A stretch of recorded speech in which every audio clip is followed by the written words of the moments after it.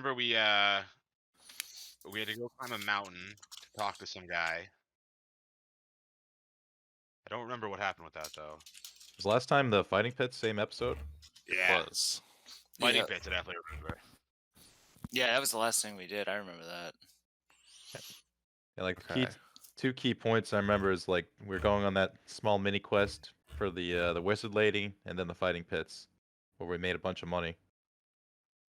And Yeah, we those already were- we paid the Carpenters Guild too. I think to fix our place up.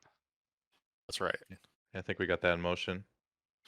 And so you talked to Vajra. What is her name? Vajra Safar, Black staff. the Black Staff of Waterdeep. Yeah. And so she provided you with a rather strange task to go up Mount Waterdeep into a cave to speak to Halam, who turned out to be this sort of strange, sort of humanoid creature who could climb on walls and ceilings and whose face was effectively upside down. And he gave you riddles and words to bring back to Vajra. You all did so. The Blackstaff's tower was a rather interesting space in of itself. Definitely magical in nature. Definitely just like an interesting location in general. And after that, you did do the fighting pits. Both Volknar and Victor successfully won their bouts against a half-orc pugilist and some sort of satyr creature individual who was able to use their horn to great effect, but Victor was able to also use his fists to even better effect. You successfully paid off 200 of the roughly 600 or 700 gold that you believe will be needed to make the tavern functional. And you did this with the Carpenters Guild. And so you find yourselves back in Troll Skull Alley in the manor, waking up to a knock on the door, and carpenters just beginning to walk in. There are carpenters of all different shapes and sizes, halflings, half-elves, humans. There's even a dragonborn. And they just begin to walk into your home. That said, whatever you would like to do, you guys can continue on devising plans for the next 10 days. Zusanu, you do need to spend 5 of your 10 days apprenticing, and this will be your second week, your second 10 day. And I believe, let me just double check my notes to make sure there's nothing else of necessity. When you guys are ready, Roxley will come by because he's technically the one who has linked you with the Carpenters Guild. We can take a long rest, right? Absolutely. Please do. I think we should give the Carpenters a heads up that we have a Casper situation going on. Oh, yeah. I agree. That's actually really on point. Good job. Yeah. I also want to check in with our Casper and just fill him in that there's going to be some work being done. I mean, to, we've all get been our home. living together for like a month, not a month, a week now, right? So that's like 10 days. Yeah, like roughly, I would say probably 15 days, including your time at the Yawning Portal together. Okay. So would we, like, because I know, like, Alistair usually slinks off, and I don't want Victor to just be like, oh, yeah, Victor knows Alistair's a sketchball. So is there, like, a role Victor could do to, like, see if he would, like, catch on to Alistair slinking about? Yeah, Alistair absolutely. just like So- constantly looking over his shoulder as he. Well, sneaks yeah, away. well, because Victor's alert, but, like, I don't know if, Yeah. I'd rather roll for it. So I would say this. Should the whole party roll for it to see if who is wise to Alistair? At this point, are they coming on to Alistair being a sketchball? Yeah. I So think so. My determination is this. If you have... How's this? If you would like to see if you can determine if you notice Alistair sort of slinking away, go ahead and roll a perception check if you want to like keep a watch for that. Okay. Otherwise, I would ask Alistair to make a stealth check. And if you have a passive insight that is higher than his stealth check, then you do notice him sneaking away. I think he's good. Dude, I got a 7. You got a 4. Oh man. Okay, This so man most of is you an upstanding Yeah. individual. most of you totally notice Alistair Your like passives sneaking will be away. higher than 15, maybe. But Victor, you in particular, you and Volknar Yeah. do not catch him. It actually happens generally when you are practicing in the basement. Yeah. Yeah. I think if they did cross paths like in the kitchen, You like probably in see like me a coming common in. area, I'd probably offer be so unaware of what you're doing that I'd offer if you wanted to come wrestle in the basement with us. Maybe next time, lads. Yeah? All right. Well, hey, there's always a spot open for you. That do some wrestling in the basement. I'm not much for wrestling, but I could definitely fight. Just Okay, not cool. not that kind of style. Oh, gotcha. I was thinking, since Zusanu's a noble, you can probably recognize the importance of having a roguish, stealthy, undocumented type character around. So he wants to support Alistair in his shenanigans. Feel free to confront me, because it seems like you're the only one who's noticed so far. I'll wait till we're alone. I'll bring it up. So next time Zusanu and Alistair are alone, he wants to bring up his nighttime activities. Okay. Gotcha. And so as the carpenters begin to flood into your manor, Broxley does arrive, and he says, "Oh, excellent, excellent! Things are going very well. You can see that we've contacted the Carpenters Guild, and um, uh, you know everybody across the Fellowship of Innkeepers is thrilled to have you aboard. If you're ready for the 20 gold, 25 gold for the year." Zusanu reaches into his pouch and hands him 25 gold pieces. Cool. Okay. Just mark that down on my side. We are getting very low on funds, boys. Volknar's still carrying his 80 gold from his winnings. Actually, yeah, the rest of you guys can start paying Yeah, your own I was gonna shit. say- You guys have plenty of gold. We have a decent amount like split up between us, but the bank is now low. How much is that? How much we got in our bank? 36 gold left. Was it a 3-3-6? Yep. Okay. I mean, that's basically what Alistair has on him after his winnings. I have 6 here. So I got a bit of gold. You got 60? Yeah, 6 I'm not gonna pay for you guys anymore. Then you guys have a shitload of gold. That being said, at this point, you also have another individual coming and asking you for gold, and that would be none other than Grub Grub.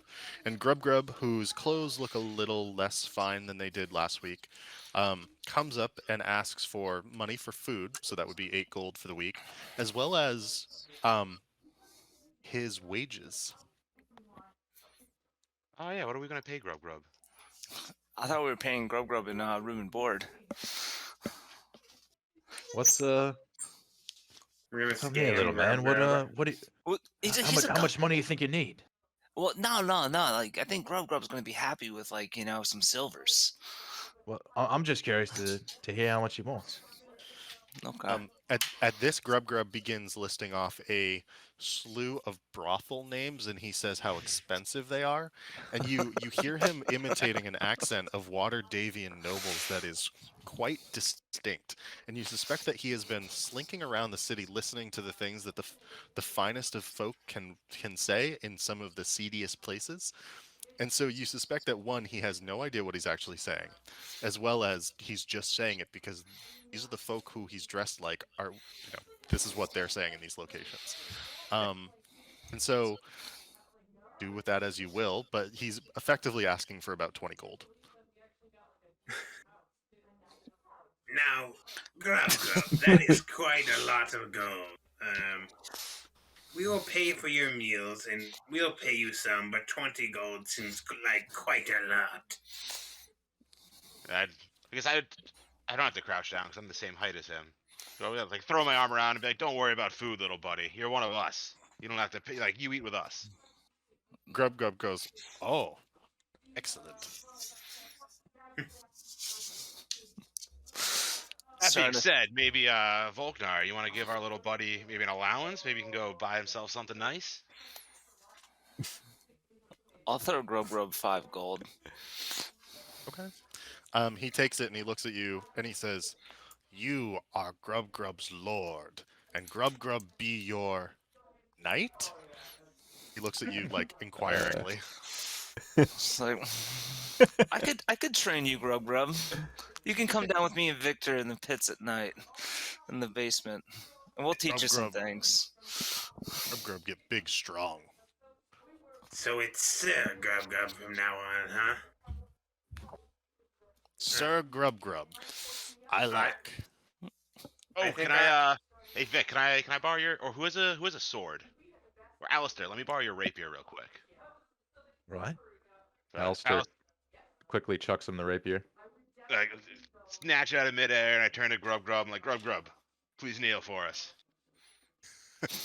He kneels.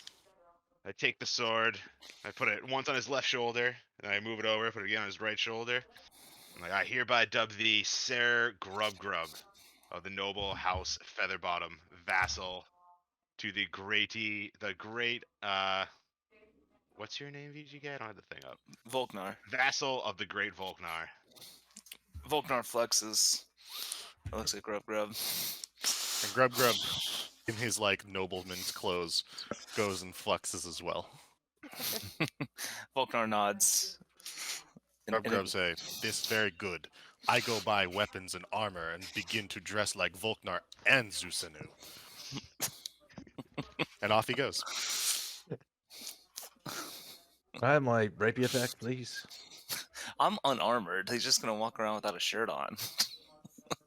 Even better. Yeah, he's back to no clothes again. Right. This noble phase didn't last long. Maybe we can get Grub to fight in the fighting pits. Oh, maybe. That'll be the day he dies. No, he only gets knocked out. We can revive him. Seems you guys have began influencing a little friend here quite a bit.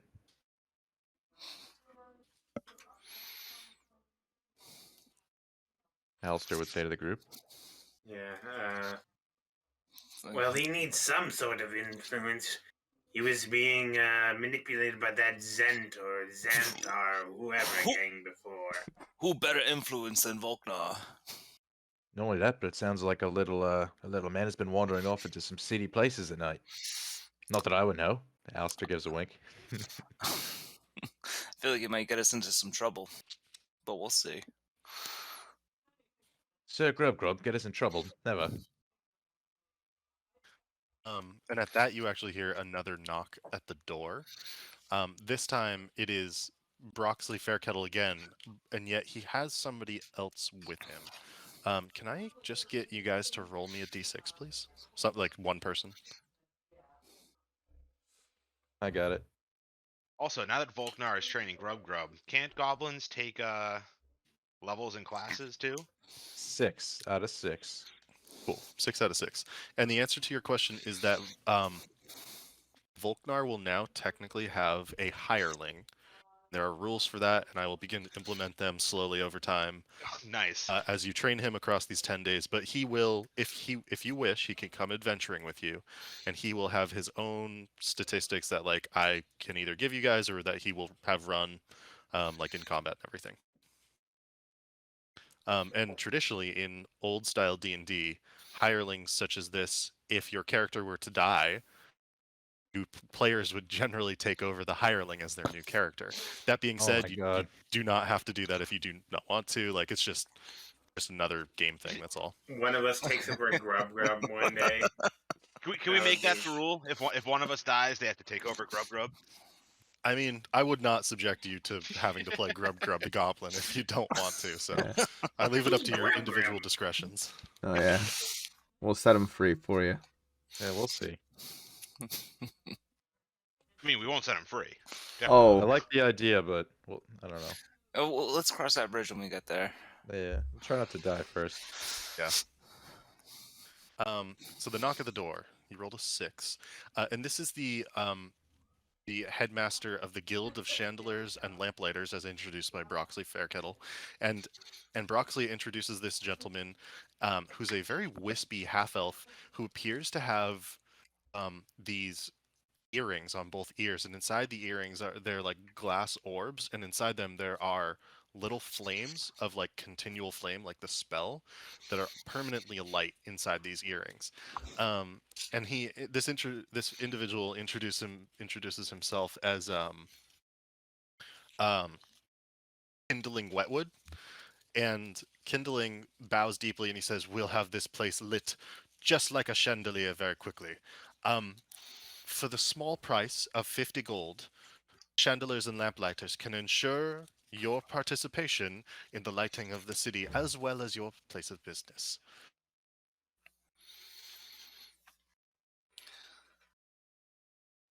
Alistair looks around at the rest of the guys. It's like, Gold. Someone pay the man. should we all throw in 10 gold coins to light this place? Ugh. Alistair groans. He's like, if we must. All in agreement?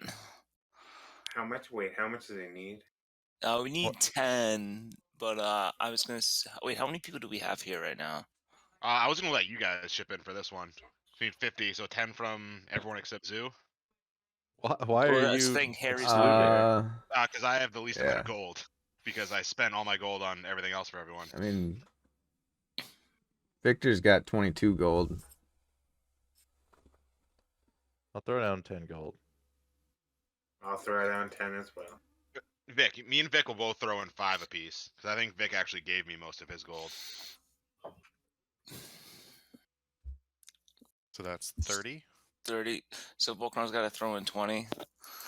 No. Volcron, How much do you have? Wolf? 75. Okay. I think it's safe to say that Harry would be okay with. How about we both throw in gold. 15 instead? Because I have like 6. Okay. Yeah, I threw down 10. Just for your tally in general, you guys have already laid down now 275 of the either 600 or 700. You're still unsure how much it's going to take to open this place fully, but you're like making a significant dent in the overall number at this point in time.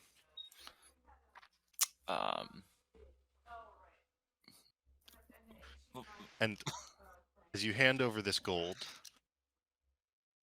We're doing the 15-15, Aerith. Yeah. Hey, Roth. All right. so you hand over this gold, and Kindling Wetwood. Volcron wants to say something to AA Roth. He's like, AA Roth. He still doesn't know your name. And he's just like, we tell Harry that we threw in 20 apiece. So he gets us 10. Zeus knew whistles and looks the other way. You down with that? Wait, what are you saying? We'll tell Harry that we pitched in more, and then he has to pay us. So he gives us more. Why? Oh. You see what I'm saying? Oh, So then we only really contribute 5.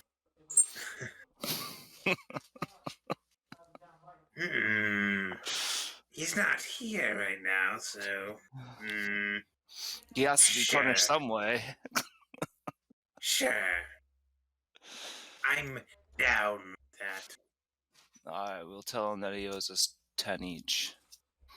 He could be broke for all we know. Well, I'm we're pretty not sure he gonna- lost his bet. He bet against one of you.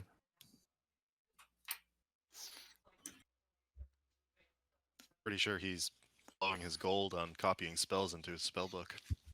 Oh yeah, that makes sense. And so, Broxley and Kindling Wetwood leave together, and you can hear them making plans along with one of the carpenters to effectively begin like ensuring that there is light brought into the space, and it's being coordinated for you, so you don't even have to worry about the direction of this. You don't have to worry about like the project management. All that stuff is just being taken care of for you. guys. It's actually becoming clear to you at this time, as the carpenters are working, that they are highly skilled and highly professional, and that the folks who are helping you with this, so Oxley, kindling wet wood, so on and so forth, do actually want your tavern to be a nice place. Because you get the feeling that like the more that they can build up the reputation of the guilds with another nice tavern such as this, and to say like that was done by the Carpenters Guild, then they can ensure that there is more interest in the guilds themselves. So you guys are hanging out or doing things at the manor, sort of out of the Carpenter's way at different times. Is there anything anyone would like to do for the week, or to discuss plans or things that they need to happen? Alistair is essentially doing counter espionage around the house, and then getting his feelers out for the underworld. He's trying to find out how to get in with the Under Society. Cool. Can I get a perception check and an investigation check? Okay.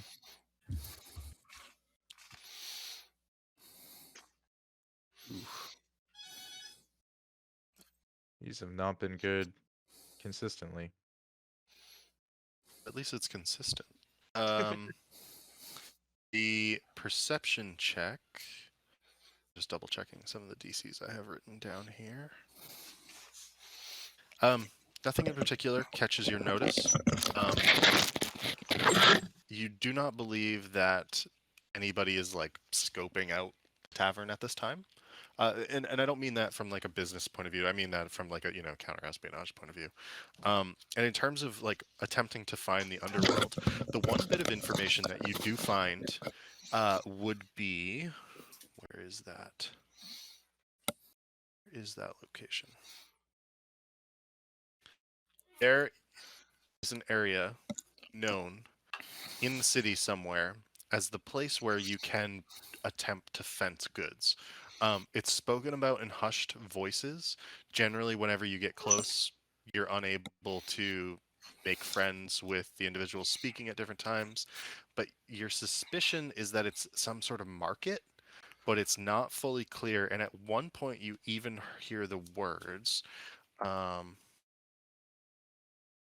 Double checking the name of this specifically. Skullport. Skullport. That's right.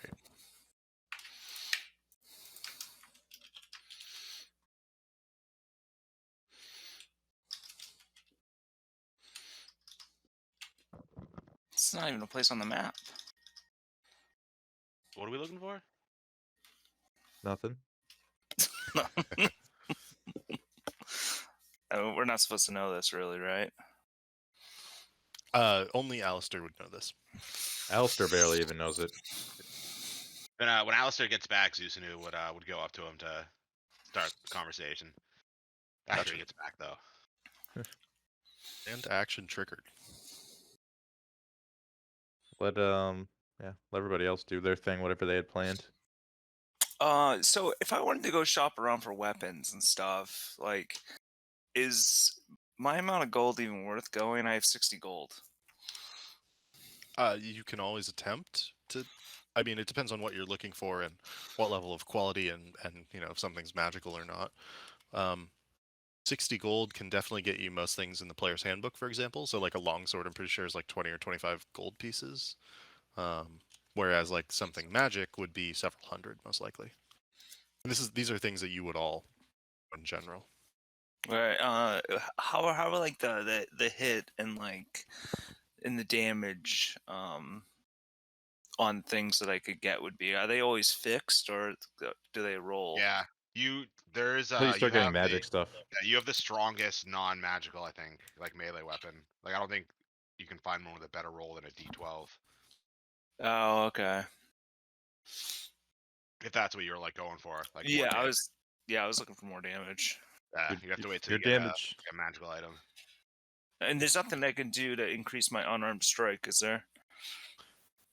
You can take, so like when you level up at some point, you're able to take feats, and one of them would potentially be like improved unarmed strike or something like brawler or something. You know what I mean? They're there are ways to increase your unarmed damage. Also, kind of related. Do you play that that people, if they do like training or whatever, can increase their like their strength, dexterity stats? Yes, 100%. And Like I if, would even if Victor and suggest Vulcan are like constantly training, like fighting with each other.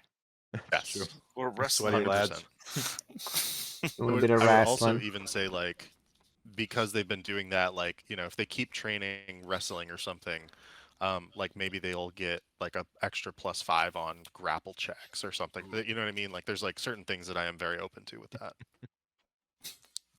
Nice. Okay. You guys, all the time in the basement's paying off. I love that 'cause that means you can instead of like doing the ability score modifiers, you can go for feats. Yes.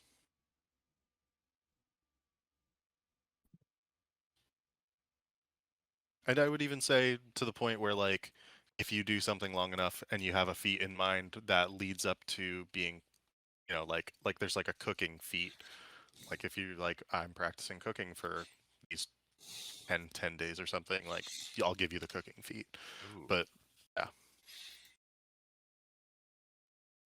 Exploit the role playing. That's what I'm saying.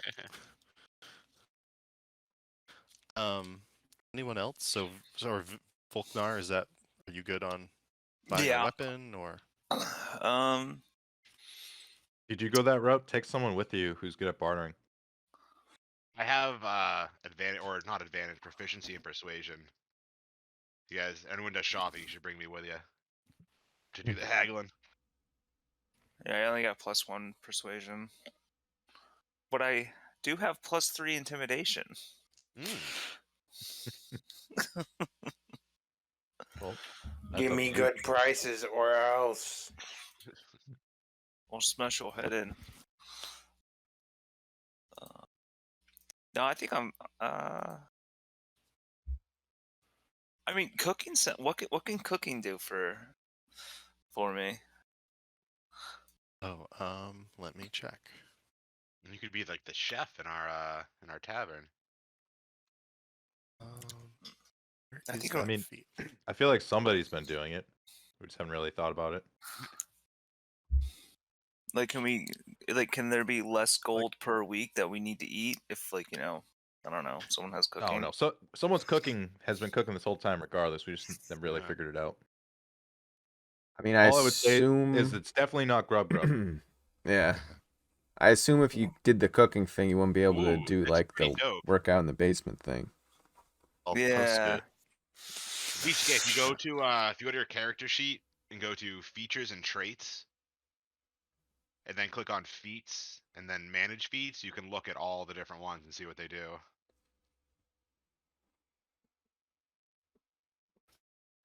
The chef one's not bad. You can make treats that give temporary hit points. Yeah, that's Which pretty sounds dope pretty actually. dope. What? Wait, I'm That's sorry. pretty sick, to be fair. Like if we don't have a lot of casters, that's really good. That's huge. What was it? How do I do this again? I went to features and traits, feats, And then click on manage manage feats. feats. And then Okay. a list should pop up. And then chef is the cooking one you're looking for. All I have is firearm specialist and grappler. Oh, you You probably might don't not have be able to see as many because of you probably don't have like the player's handbook or whatever on D&D Beyond. Does that cost money? Yep. yeah. Oh, okay. You can buy the feats like individually, but You could just Google it and see a list that way too. yeah, it's easier. And then just like if you take the feat, just like write it down and keep track of it.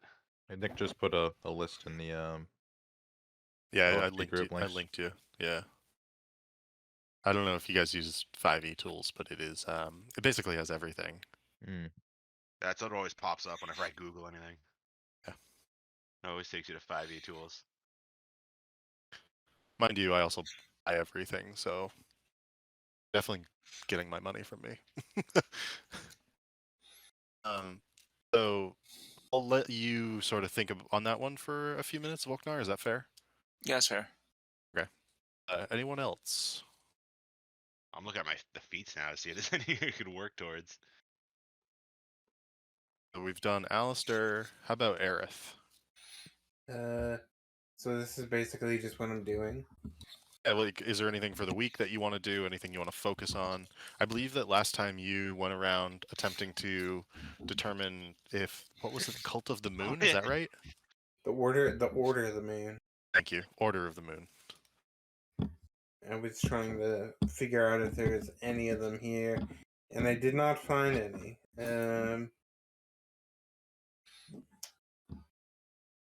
Now I'm wondering what I should do.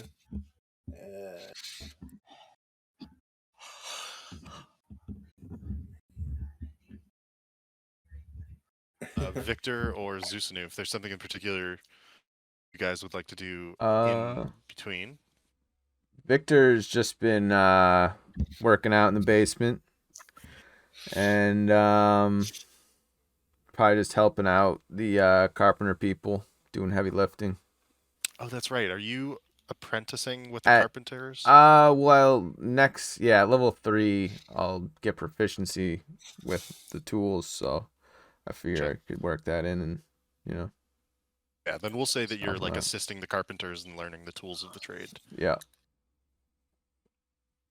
Zusanu. Would there be a way for? I want to start working towards the poisoner feat to go with my my like alchemy apprenticeship. Okay. I don't know how that would That work would though. probably require even more time training with what is their name? It'd require a bit more time training with Fala over in Coralon's Crown, where you're currently training to learn how to make healing potions. I would argue that during that time learning to make a healing potion, you actually are also being taught of the things to not put into healing potions because they are poisonous. And so I'm going to say that you can double up on that. I think that makes sense. It's easier to like mess just up the extend healing. the training a little longer or something. Yeah, like maybe an extra 10-day or something in general, but it's not significantly longer because it's one of those things where like it's difficult to make a healing potion in general and it's easy to mess up, and when you mess up it can sometimes have catastrophic consequences. I just keep track of those catastrophic consequences. Exactly.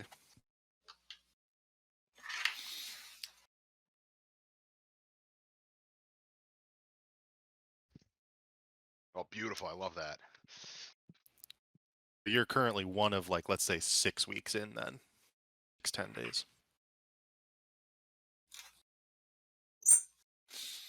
I've got a goal.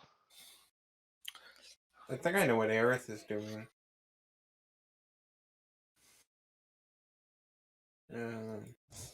Hear it. I think Aerith is probably he's like I'm not sure if we're even allowed to do this in the city, but I think he's on like a street corner, like talking about the end of worlds and shit. You know, like the Sure. moon's eye will open, and you will all see. The sky will turn red. And Okay. You can definitely do that. You definitely get strange looks. And is there a location that you would like to do that in particular, or?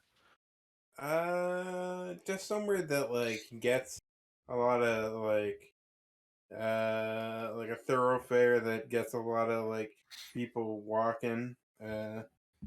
Is that part of like his beliefs, or is he doing that just to try to get attention? No, it is part of his beliefs. Okay. Like for him, he believes all undead power for him comes from the moon, and if the moon is not asleep, it will awake and its one eye will open and the skies will turn red, and there will be an apocalypse basically. So he's just talking about that on the corner. Okay. So if you'd like, I can put you somewhere sort of near the market, which has like the high road and the Trader's Way and the Bazaar Street, sort of like at a cross section of like simultaneously like the Sea Ward, the North Ward, the Castle Ward, and like the Trading Ward. So I think that's probably going to be the most like it's like central in the city. People do stand there on not necessarily soapboxes, but on some sort of crate at times and proclaim things. So it's not unusual in that regard. But what is unusual is that you are Aarakocra, and that you look like the Hawkman statue. And so you do gather a crowd a significant portion of the time. But as you begin to talk, it depends on how well you roll that they stick around. So would you like to do a performance check, or would you like to do a persuasion, or like maybe like a religion check? Yeah, I Do you think on I this was one? going for a religion. Okay. Okay. 16. All right, that's pretty good actually. Attract a decently sizable crowd, and they listen to you. Is there anything in particular you would like to impart upon these folk who, like we're talking like 20 people end up like stopping and like continuing to listen to you? Um. Uh. I think. I think part of it, I think afterwards, I have like I okay. I also talk about, or I tell, like, if anyone was interested in talking to me further about basically the belief and how they might in their own way stop the coming of the apocalypse, if they can come and talk to me at the tavern. What are we Gotcha. calling it again? Prestige worldwide. I don't tell them the name of the tavern, but I give them the address. And basically just talk to Grub Grub or whoever and ask for me. Okay. And one or two of them have actually like know of the area, and so they're like, "Oh, are you the new owner of Trollskull Manor?" Yes. Well, me and my partners and me and the adventuring party that I travel with. Yes. Oh, then like one of the other people like pipes up and he's like, "Wait a second, I heard of some folks who you fight a troll at the yachting portal." Yes, I killed it myself. I blew its head off with my.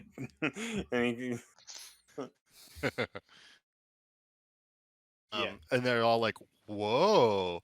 And you can see that there's like a smattering of like interest, and then suddenly somebody goes, "That's cool," and like he begins to actually applaud, and a bunch of the other folks in this crowd actually begin to applaud as well. Yes, yes, it was very cool. He puts in finger quotes. But it also shows the power of the moon. It channels through me. They're like, "Well, like that's very interesting," and as like you continue talking to some of these folks, many of the rest of them begin to disperse. Yep. There is one individual in particular, a wispy, young-looking half-elven man, and he sort of approaches you and says, "I've never heard of the Order of the Moon. Is it similar to the god Tyr, or maybe Helm?" Can I do like a religion check to see what I know about those gods? Yeah, totally. 15. So you know that Helm and Tyr are traditional gods of most humanoids across not just the Sword Coast, but a great deal of Faerun, which is the continent of, or the world. Do you know that they are typically like lawful good or lawful neutral, um, paladin-esque gods? Like they are the gods that, like Tyr in particular, is like known for being like the righteous, good, of the light sort of God. They look to heal the sick, help the poor and needy, and bring law and order to Okay, criminals. okay. Um, and so this is who this young gentleman is sort of like trying to. He's trying to like relate and understand because he's never heard of your God, but he does seem interested. I would say that what I what I worship, it is just in its cause. But the moon, if it awakens, the god must slumber, not like your alive one. It Sort of is as nods. It's a scary thing. Not for the faint of heart. It deals with the dead and undead. He's like listening intently and goes, Have you been to have you been to the city of the dead here in Waterdeep? Hmm? I've Um not heard of it. and he goes, Would you like to see it? Maybe it's essentially a large cemetery or mausoleum. Okay. I'm interested. So he says, well then let's go and maybe you can tell me more of your god. And so he begins to lead you towards the city of the dead, which is in essence both a cemetery but also frankly like a beautiful massive park that takes up a large section of the eastern side of the city. And as you walk through the gates, you can see large mausoleums, larger than many of the homes within the city, as well as just a great number of people picnicking. There is a large fountain as you walk towards the center of the mausoleum. In particular, this fountain is. Let me just give you the correct description here. So it is no drab cemetery. It is a great park of grassy hills, tended flower beds, artfully placed clusters of trees and bushes, beautiful sculptures, astounding architecture, and gravel paths that wend intriguingly through it all. There is the Warrior's Monument, an intricate 60-foot high sculpture depicting a circle of women and men striking down trolls, orcs, hobgoblins, bugbears, and barbarians, all of which are falling backwards and outwards above. Above all of them, a flying griffin rider spears a skeletal knight whose breastplate bears the symbol of Mikril, out of the dead. It is also a fountain, however, and the wounds of those being stabbed, slashed, and attacked are spouting water. Uh-huh. And as he looks up at it, he goes, I'm not necessarily intrigued by Mikkel, but what if Mikkel's power? He sort of looks around, quietly whispers to you, necromancy. Like, well, Hmm. what if it's used for good? Why not? Is the power itself evil? You feel that Necrom- you're coming to the like purpose of why he wanted to talk to you. yeah. Necromancy is not good nor evil. But it must be used as a power no matter what anyone says. And I'm sort of like whispering to uh see He's the like dead nodding. the dead lie dead because of the moon. And if we do not siphon away its power, it will wake from its slumber. I'm not sure of this. What's the god of the dead that he was just talking about, Mikkel? Mikkel, yeah, let me. Okay. Should I roll for that too? You probably understand enough of like the pantheon based on Yeah, your earlier yeah. roll. The pantheon of death too. You know that typically he's like Lord of Bones, Lord of the Dead, also known as the Reaper. A skull within a triangle is his symbol. Um, and he's just one of the gods of fear, hatred, and tyranny. And alongside, like he's one of the like evil gods that Waterdeep has struggled with before. Okay. There are others who use necromancy who don't see it as such. They abuse its power for their own whims. It is quite common, and it saddens me and the others of the Order of the Moon. But we see that there's a different way with the power of necromancy. A way to use it for good. Bones are just bones. At this, the half elf looks very relieved, and he says to you, "Is it okay if you were to meet maybe some friends of mine? I believe they would like to hear more of this." I would love to speak with more. To be honest, in my life I've mostly just preached within my own people. So it'd be nice to meet others who are interested. He nods, and you can see there's a level of hope in his eyes at this moment, and you can see that there's something more here. And he says, "Then I will arrange for us all to meet at a place that will have some level of discretion, if you don't mind. Send a message. You said Troll Skull Tavern or Alley?" Yes. And he nods and he goes, "Peace be with you, friend, and thank you." Peace be with you as well. And at this, he departs. Okay. Is there anything else you would like to do, Aerith? I think not really. I think he goes through the cemetery and like just goes by graves and like whispers words from his holy book. Reads from it, and I think that's about it. Okay. There is an individual who notices you doing this, and they do come up to you, and they watch you for a time, make sure that you're not doing something harmful to anything. But then they approach and they say, it's a dwarven woman, and she goes, "Oh, good day. My name is Thetmola Bloodgranite. Can I help you?" I'm not quite sure, Blood Granite. Do you watch over this place often? And she nods and she goes, "As a priestess of Tyr, I do. It is our place to ensure the evil that was laid to rest in this part of the city never returns." Hmm. Well, it should rest quietly now. I'm not one to disturb it. Oh, I was not suggesting anything as such, but I was wondering. You and she's like looking you up and down. You seem to be a cleric of the Holy Order yourself.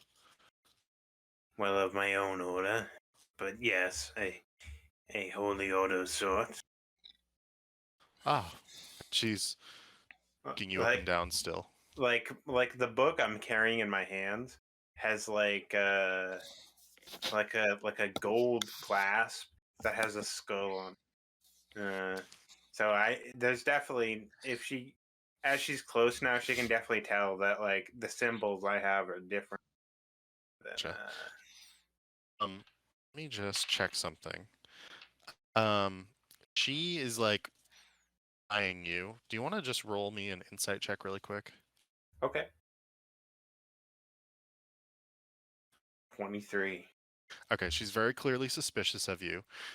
Between the fact that you have that skull on your book, you're whispering words over graves of the dead, and the supposed history of this area, you can tell that she is worried and does not know what to do or what to make of you. Oh, I see. If you're thinking I'm going to raise the dead or something, I am not going to. I'm just passing through the cemetery and reading my book. Persuasion check, please. Because that's a normal thing to do. Yeah, why not? Walk around the cemetery with your Necronomicon, no big deal. It's a holy book. It's not a Necronomicon. There won't be no Deadites. 8. Okay, let me check something. So I got a 15 for insight on that. You are not overly persuasive, and yet you have done this across probably like 10 different mausoleums or graves or anything at this point, and nothing has happened.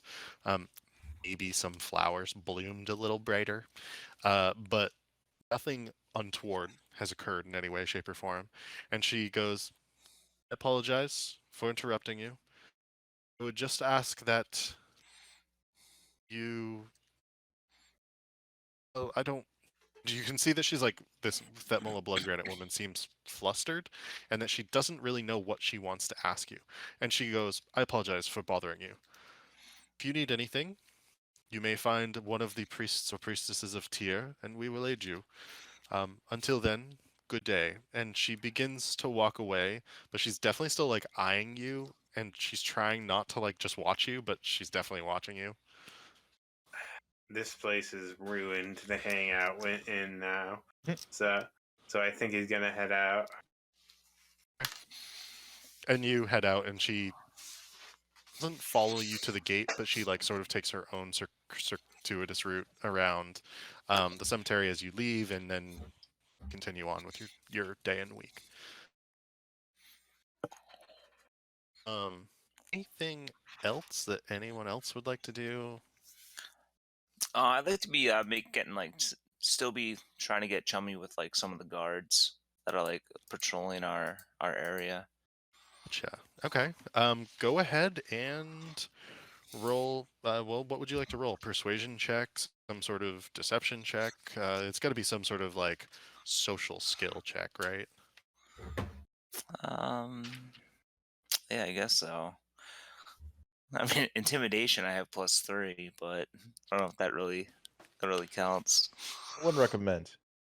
Yeah, I'll just do persuasion check. Okay. Ooh, 18. Okay.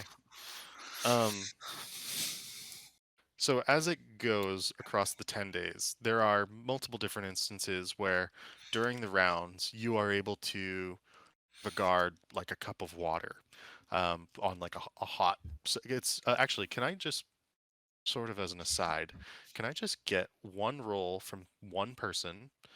Can I just get a D6 rolled, please? Sure, I'll do it.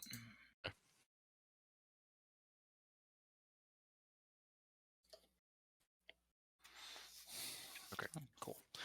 So it is a winter, and so you don't actually provide a cup of water on a hot day. You provide a mug of tea on a cold day to a guard, and he is particularly grateful for this.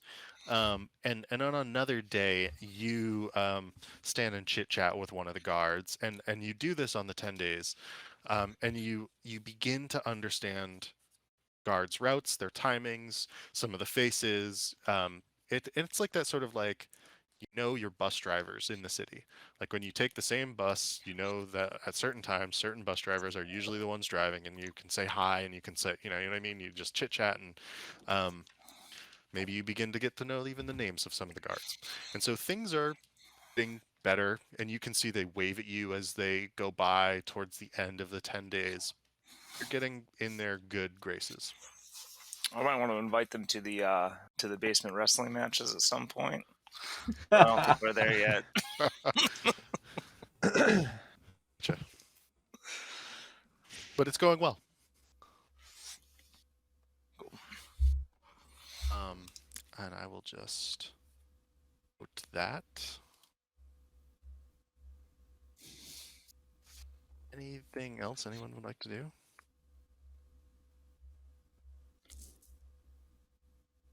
Oh, I guess at this point, I go up to Alistair and be like, "Hey, Alistair, you wanna help you outside with something real quick?"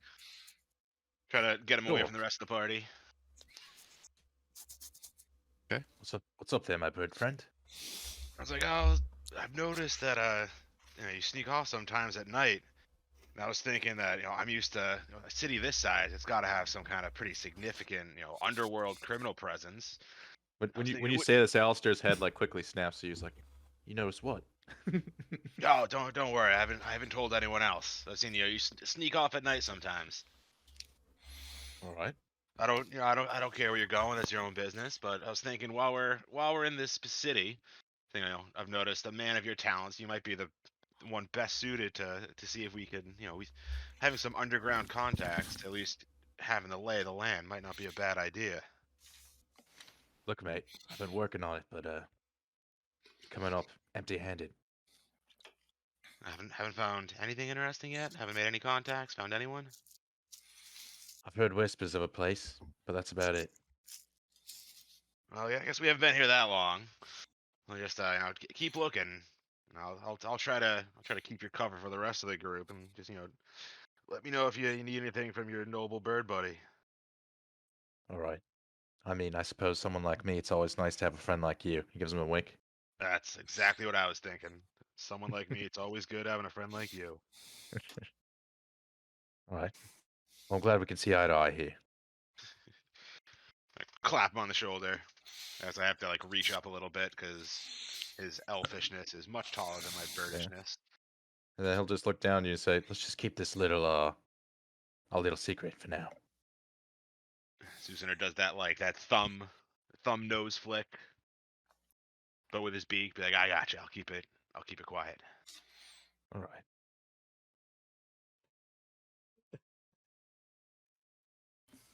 You are Howard the Duck size.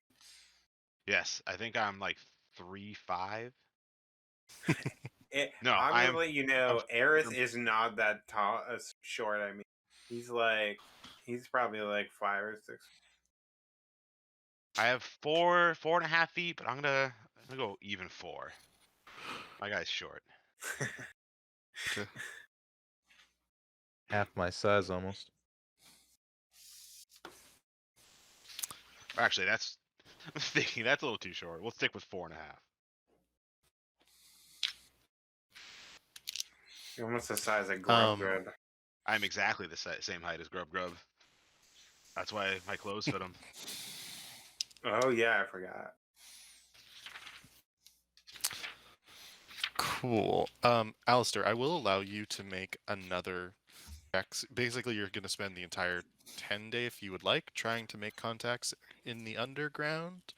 So I will allow you another check if you want, but you don't have to if there's something else you want to do instead. I mean, we still have the fights at the end of the week, right? If Volknar and Victor would like to go fight in the pits again, yeah, totally. Yeah. I think They're gonna be tougher this time, right? I think I don't think we should abuse that mechanic of being able to just I'm not sure I understand. to do that whenever. Okay. Can we It is a lot of fun though. The fights are a lot of fun as but I don't think we should abuse that. Yeah. maybe you guys should do it I like agree. once every level or something? We'll Like, see. level up, go to the pits, try out your new stuff. Perhaps. But did we ever find like a mission to go into the sewers to fight sewer monsters? I was just gonna ask. Victor was gonna ask, when are we going into the sewer, boys? When we going in? Yeah, I'd like to be down in that sludge. And so, at that, I will say, on about the 4th day of the 10-day, there is an individual who comes by the tavern while you are all there in the morning. And it is, let's see, an individual you recognize. And I will actually pull up my owlbear really fast because I had this up. This individual was in the yawning portal during the fight with the troll. And you notice that he is similar. He is like the same individual, one of them who had fled. And he goes, "Good day to you all. I believe you saved some of us, as a matter of fact, during a fight with a troll. My name is Yalister. Just get his name right. Yalister Silvermane."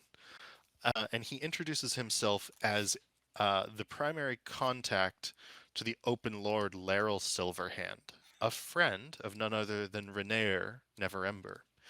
And so, those of you who, so Harold would know this, and even though he's not here, he might have imparted some of this information to you, and you would have gathered it over your time in the city so far. The Open Lord is the one lord of the ruling council of Waterdeep who is known. And so the way that Waterdeep is ruled is by this council who does not know, the counselors don't know who each other are. They remain masked and they remain hidden during council meetings from each other, to the point where they even will sometimes mask their voices. But this is done with the exception of the Open Lord. And so the Open Lord goes maskless, and they do not hide their presence. And so the Open Lord is currently Laryl Silverhand. And so this individual, Yalister Silvermane, ports to her, and he says that he would like to speak to you about potential membership in the Lord's Alliance. And so he describes the Lord's Alliance as a loose grouping of mercenaries, adventurers, and generally kind of like tough guys. So you're getting the sense that this is like not a guild in the same way that there's the Carpenters Guild and the Chandeliers Guild and those sort of things, but a guild of people who are loyal to Waterdeep. And so at this he says, I think as some of you know, a gang war is causing unrest throughout the city. Offered protection to the Dung Sweepers Guild, and considering that you have a tavern that is new here, you might need their services sometime soon. If you would, so help them. Maybe go on some walkabouts with them, protect them in case they need anything. The sewers can be a dangerous place at times. We we are do. What kind of compensation would we be talking? Well, for every day that you accompany them, we can offer 5 gold pieces. And so in general, that's probably a fair day's work for most folk here in Waterdeep. So That would be less 5 gold than piece a a person. 5 gold piece a person. Yeah. Okay. well, I'm interested. Also, I'd like to add that while we're down there, anything we might find on said monsters, we'll get to take back and keep. Oh, yes, of course, absolutely. Is this going to cut into Volknar's and Victor's training time? It doesn't have to. It can It's like be a different kind of training. Volknar's in. Alistair shrugs. He's like, I guess I'll go put on my sewer clothes. Laryl looks at you all. He goes, "Oh no! You just because they're the dung sweepers does not mean that you necessarily need to go into the sewers. No, they're just doing work at night, and sometimes, well, they do things around the sewers. Things come up from the sewers. You know how it is. But I'm mostly just worried about the gang war, considering they're doing this at night." When you say things come up from the sewers, Alistair looks at Grub Grub.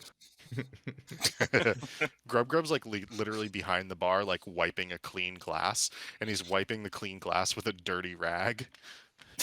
Nice. His heart's in it. We need to spend more time teaching Grub how to do work. I mean, things are think- getting better. He's learning. Yeah, he'll learn over time. When I would turn to the guy, I'm like, so when do you need us? Do they need us tonight to protect him? That would be fantastic. We are short-staffed of city guard, considering these gang wars. So, I can have them meet you here tonight, and you could put in a 6-hour shift. Is that fair enough? That sounds dandy. And then maybe some of the other nights as well. Is that fair as well? Yeah, I have my studies are during the day, so my nights are wide open.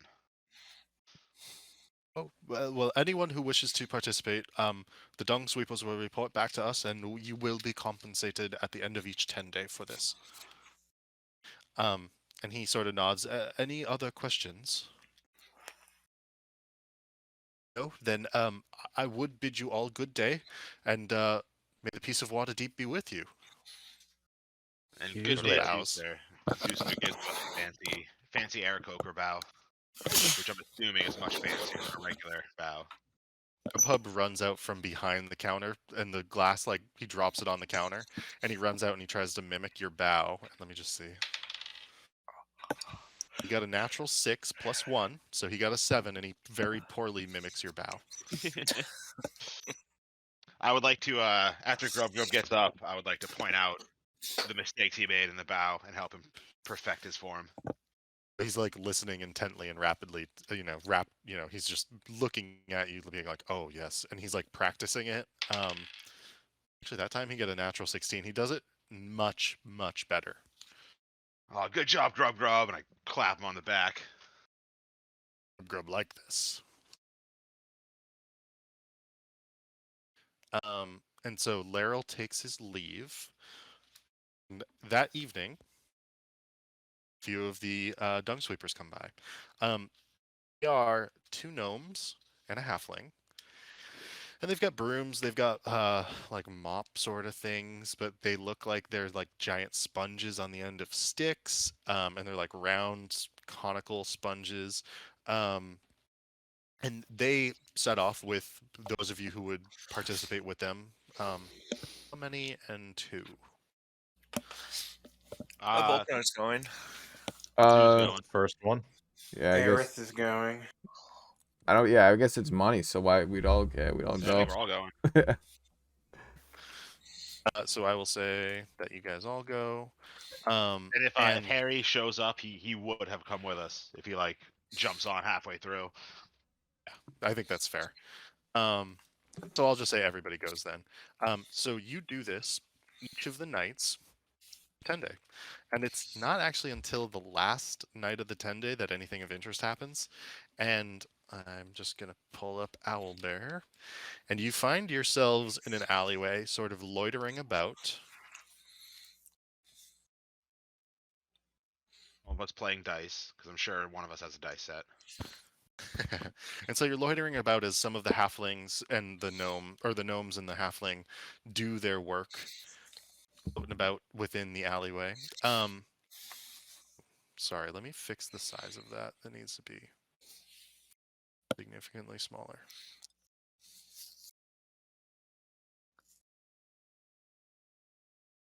And so you can go ahead and Want to make the tokens bigger? there we go. That's much better. I had to make the actual map significantly smaller. So there is this one rather large sewer grate in the center here, and as you are loitering about, one of the dung sweepers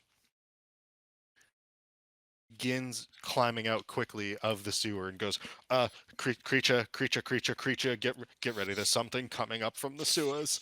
And he's like panic climbing basically. So go ahead and please roll initiative. Would that would that warning have been enough for me to cast Armor of Agathis? Would we have gotten like a reaction or something? Totally. It's not a reaction, but it's a spell.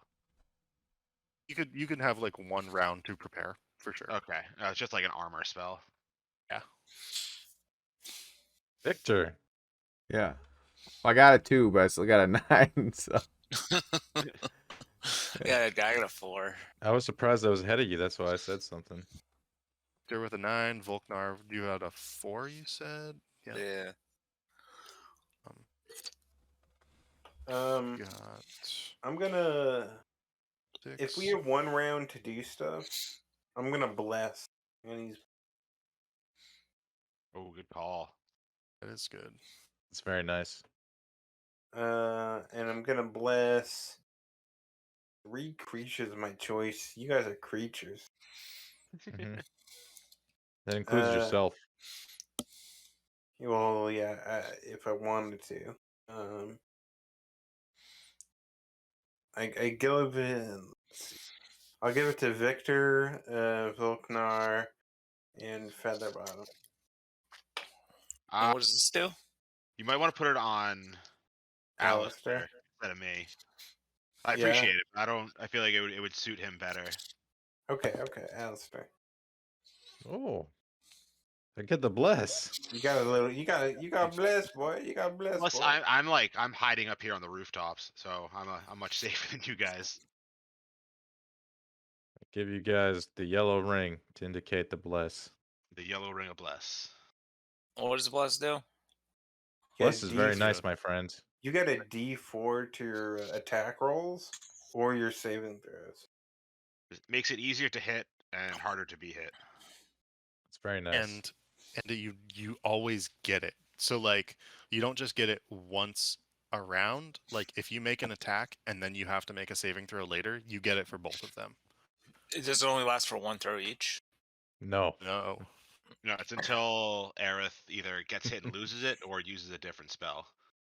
Well, for up to a minute. So 10 rounds of combat. For level 1 spells, bless is like one of the best for the bang for your buck. Yeah, it's really good. It saved us so many times in our last campaign. So how are we gonna go about rolling the d4? Are we just gonna do that separately? Yeah, it's just a separate roll. It doesn't Yeah, like work it just- into like the hit DC.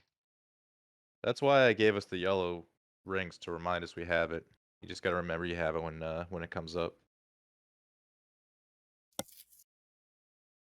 So I also can't use another spell, right? Another concentration. Okay, so I can use a different spell that just isn't concentration, right? Yes. So Yes. any cantrip, and then just any other spell that isn't. Well, actually, I guess some cantrips are concentration. That's a lie, but most aren't. It's pretty All rare. right. Go ahead. Okay, so there is creature in the middle here that comes up out of the sewers, and it's actually quite large. Like it slithers up out of this sewer grate, and it's this horrific looking, and I will describe it. So it has a putrid flesh hangs from its mandibles, and it seems to be gobbling on slimy bones as it comes up out of the sewer. It is centipede-like creature, and those of you who have like experienced. Actually, can I just get an Arcana check from Aerith and let me double check who I should get this from? Aerith and Zusanu. Can I just get Arcana checks from the two of you, please? Boom, dirty 20. Cool. Zusanu, you know this to be a carrion crawler. You've heard speak of them, particularly like in subterranean areas as well as sewers. They just feed on the refuse of society in general, whatever they can. They can be deadly. They are relatively rare, and they try to stay away from humans, but you know that they can come up to the surface at times and hunt for food if they are being pushed out of their territory. Yell down to the boys, but everyone, it's a carrion crawler. Everyone be careful. Those things are fucking nasty. And as it emerges, we will jump into initiative here, which is first going to be Alistair.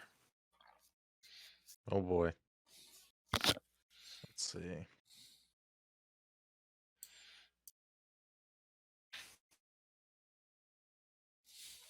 So I get cunning action stuff now. Very nice. Oh, yeah. Pretty dope. All right. Well, I think I'm gonna, if I have the mobility. Let's see.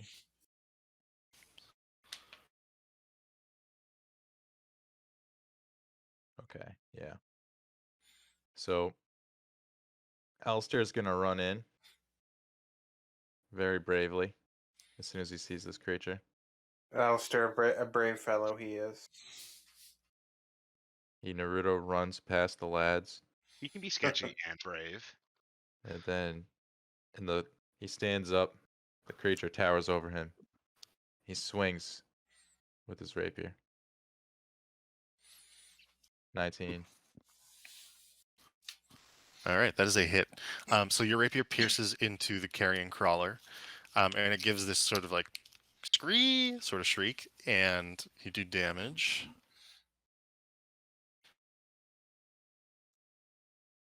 Gotcha. 6. And then as I do this, I then do a somersault backwards. Tuck and roll 10 feet back, disengage behind my friend Victor. Very nice. And so no attack of opportunity is allowed then. And is it the full turn? That's action bonus movement. Yep. It is the carrion crawler's turn because everybody rolled pretty low, right? Yep. Yeah. Yep. Okay. So it is the carrion crawler's turn. And what would it like to do? The carrion crawler will. Oh, that's fucking sweet. So it's going to make multiple attacks, and it will do so on Victor in an attempt to get to the thing that just poked at it. So it's going to take a tentacle attack against you first, Victor. Okay. And these tentacles lash out at you. Does a 15 hit? It does not. Wow. Okay. So it bounces off. You have chainmail or something, I suspect. Is that Yeah. right?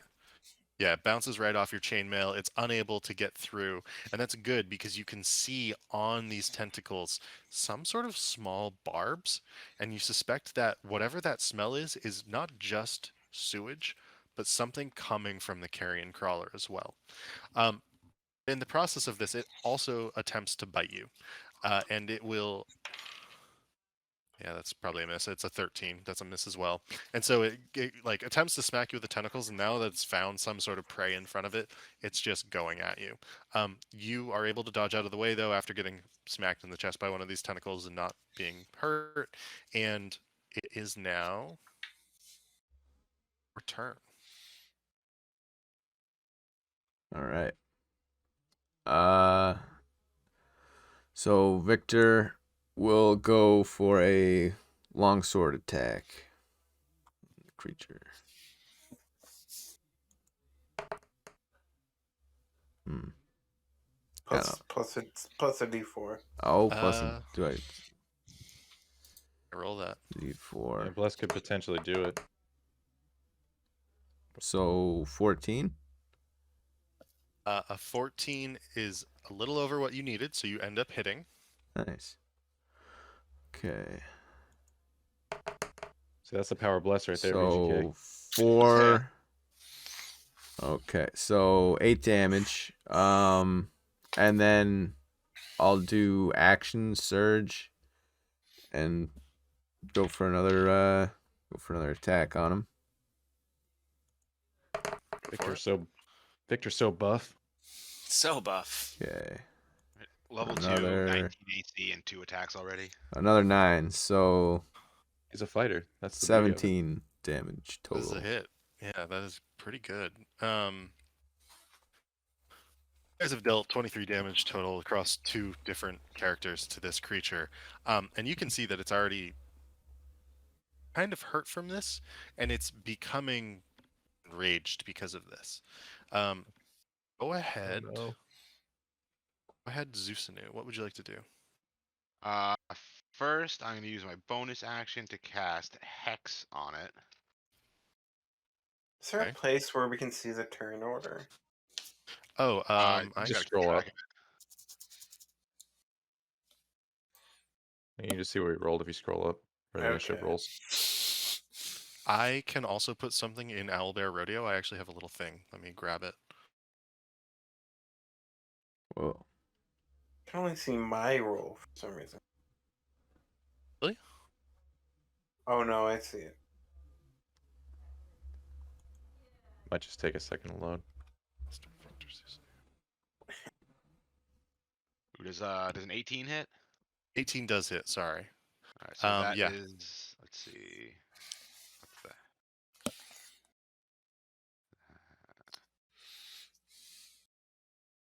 So 11. 17 damage. Oh wow. Okay. So yeah, this thing is not doing great at this point. Have dealt 40 damage to it, and it is not stunned in between you all, but it is not able to take its turn because you guys were well prepped. You were warned of this creature coming. You were prepared clearly, and you have basically begun to do your job very well. Is there anything else you would like to do, Zeusanu? I think other than movement, I guess I'll just like fly around, check the place out, and then land back on the roof. Okay. Gotcha. And you do so without issue.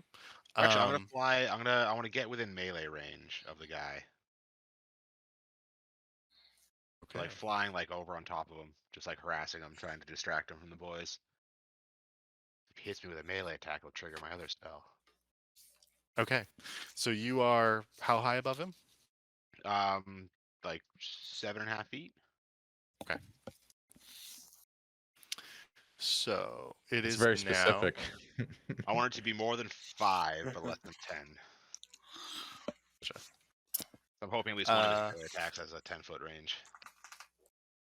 Earth, it is your turn. All right. I'm going to hit it with guiding bolt. Okay. Oh, that's a shit roll. You'll bless yourself. I can't even see the number. There we go. It's an 8. There's no way Yeah. that hits, right? No, it ends up going wide, and even though it like was curving towards it, it like kind of got lost in itself and curved around the creature, and then zipped up sort of past Zusanu and sort of dissipated in the air. Well, that's a spell slot used. I do a quick somersault. Avoid the Wings guiding a bolt. flap. Hey, cousin, watch where you're aiming that thing. You almost hit me. Sorry, cousin. Is there anything else you would like to do? No, I did my one thing. Okay. Bless was helpful, man. Yeah, it was. Volknar, go ahead. Volknar sees like the little snake-looking thing looking at Victor. He's gonna run up on the side of him here, try to hack at his body. Okay. Oh no! Looking at my sparring partner, how dare you? Do you have enough movement to get behind him, get advantage? I thought you got advantage from the side too. Oh, do we? You would. Or do you get So more? So you would not have advantage on this creature unless you were directly across, just because it's basically a full category larger than you. But the area where the sewer grate is fully open right now, and so you would not be able to stand there. I will actually put something down there to note that.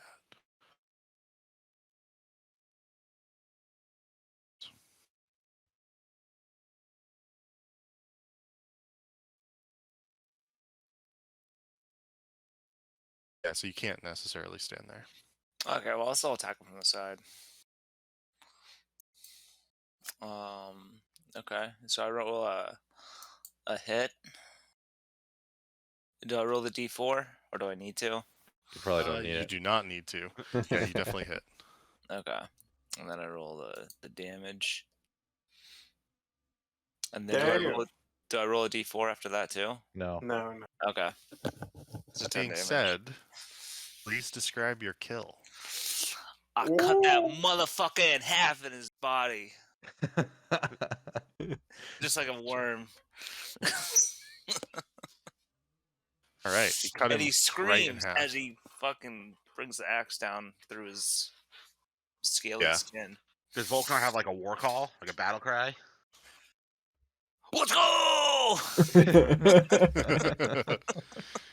And so as you shout this, the carrion crawler gives that awful, like, screeching yell, and it falls dead to the ground.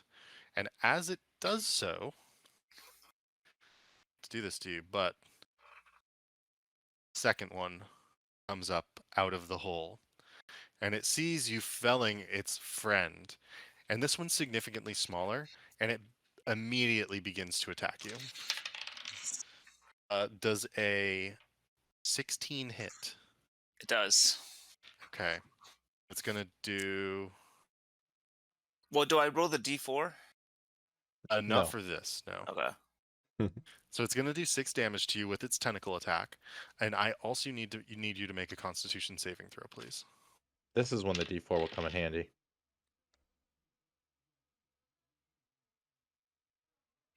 Constitution saving throw. Okay. Unless he rolls a 1. You're fine. The barbs impact upon you, and you are hurt, so you take that 6 points of damage, but you are not poisoned. And so as you do this, you sort of reel back, and you are actually dodging out of the way. At that point in time, I rolled a natural 3 for its bite attack, so its bite misses you. As this happens, another one comes up out of the sewer. Here we This go. one similarly small, and it will scuttle to this point, and you can see that it has significant, like, its tentacles are as long as the other creatures, or the tentacles on the smaller carrion crawlers are the size of the tentacles from the large one, but these bodies are significantly smaller, so they kind of look warped and kind of strange with these massive long tentacles. And one of them reaches up and swipes at Zusanu. Does a 22 is going to hit, right? Oh, a 22 definitely hits. Then But he a bite attack. also will take 5 damage for hitting me. Okay. And then a bite attack, and that's going to be a dirty 20. That's a dirty 20 on Victor. So that's going to be 1d4 plus 2 damage to Zusanu, and that is 4 damage, and I need you to make a con save. And then to Victor, that is 5 points of damage on the bite attack. Ooh, only a 10 on the con save. Okay, you are poisoned, so you have disadvantage on attack rolls and ability checks. And until the poison ends, you are paralyzed. So do I just fall from the sky? Yeah, and I'm going to actually have you take 1d6 damage because of that. Damn.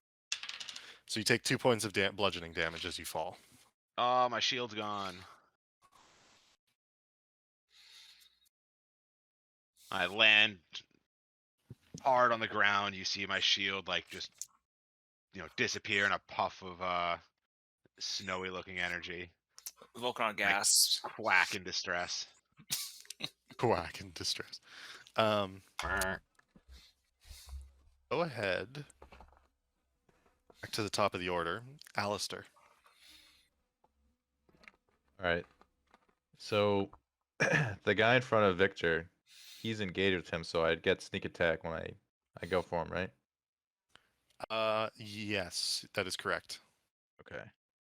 Well, I'm gonna do that. I'm gonna sneak around Victor and try to attack him with my rapier. You actually get advantage on it if you sneak around him to flank him, if you want. Okay. If you were to I'll do- go like here. Just a regular hit then. No Okay. no crit. 8 plus the sneak. 4. Cool. So 12 points of damage. And then I will disengage back behind. Gotcha. So I did a quick little whoop and then back. And so as you do that, you like pierce into the side of the creature and sort of dodge around its tentacles as they are smacking at Zusanu and biting at Victor. That brings us to Victor, actually. So Victor's going to attack the guy that bit him, which is, I assume, the one Alistair just attacked. So. Yep. Yeah. Okay, and then Nice. 12 damage. Please describe your kill. Oh. Let's go with a slice in half. It's like a slice down the middle. And this is a little easier than the slice in half that Volknar pulled off, considering the size of the creature that Volknar chopped in half with his axe was double these ones. And so as your longsword slices upwards through the creature, there's an even higher pitch scree from this, and it's really awful sounding, and there's just this like terrible smell emanating from it, and some of the ooze begins to get on Zusaner's nobleman's clothes as he's paralyzed lying on the ground next to it. Not the clothes now. Yell out. Which brings us to Zusanu. Can I please get a constitution save from you? I have to do a con save for my hex spell too. So 9 to 21 for the first one, and a 9 for the second. Damn. Which is which? I don't Yeah. know. Well, I'm going to say the first one's the paralysis, so you are not paralyzed anymore. That's probably better. Yeah, but I lost my hex spell. Well, the creature's dead, isn't it? There's One of another the one. two is dead. Oh, you got. Are you you not did looking at multiple. Owlbear? It's like Hunter's Mark. If it dies, I can use a bonus action to move it to someone else. Okay. It's a pretty dope spell. But I am going to fly back up to the roof because that gambit didn't pay off very well for me. As you do so, it does lash out, but I assume a 12 misses. Yeah. Okay. I should have thought of that and gone to the other side of the street. And then I'm going to shoot him again with my crossbow. Okay. Ugh, 11. You get a D4 as well. Or do you? Or Yeah, he's not blessed. blessed? Bad. Could have taken that bless. Okay, so the bolt goes wide and it actually goes down into the sewer, and you can hear it clanking around. And as it does so, you hear another scree as it impacts something down in the sewer that sounds similar to another carrion crawler. And you can hear probably more of them coming. I would yell that out to the party. Be like, "Oh, I missed the guy I aimed for, but I hit something else. I think we have more incoming, boys. Get ready." Oh no. Earth, what would you like to do? There's still one up here, right? That guy. Yes, and the sewer grate is still currently open next to it.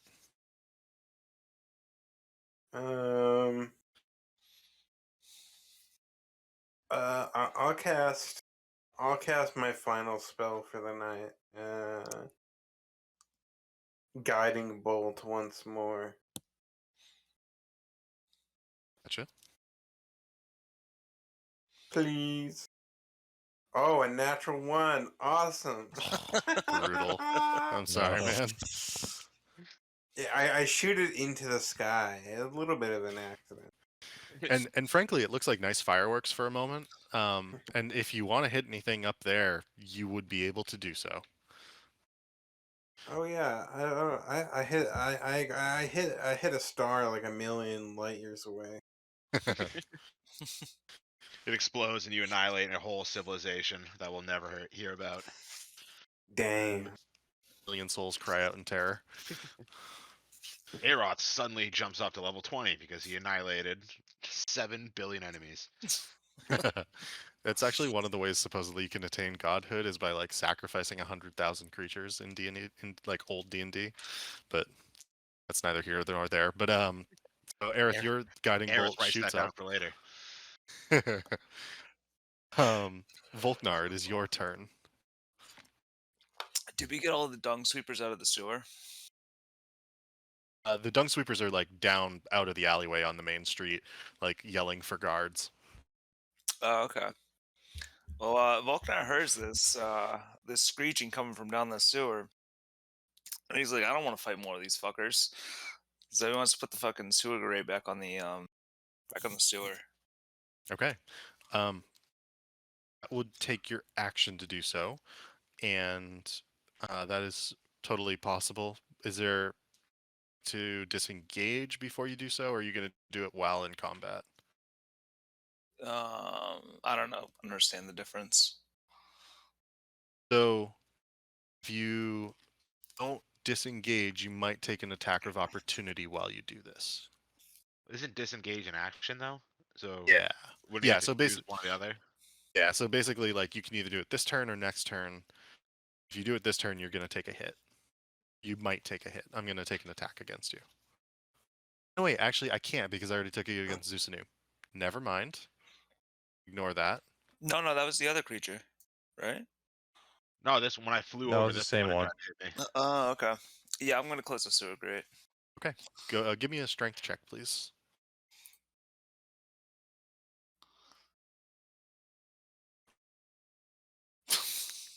Seven. Okay. And You so got the pl- sewer you got the D4, or does that not count there? saving doesn't throw, count right? on this. It's just attacks and saving throws. Okay. So, and the bar that the halflings and the gnomes used to pry open the sewer gate is like still attached to it, and you can understand why they use this to like pry and like rotate it, because without some sort of lever, this thing is massive and super difficult to move. And in your panic and the slime on the ground and everything, you're unable to get it into place.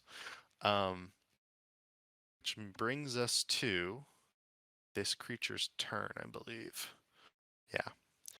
And so it's just going to take an attack against you with its tentacles. Does a 19 hit? It does. Okay, and that is going to do 3 points of damage, and please make a Constitution saving throw.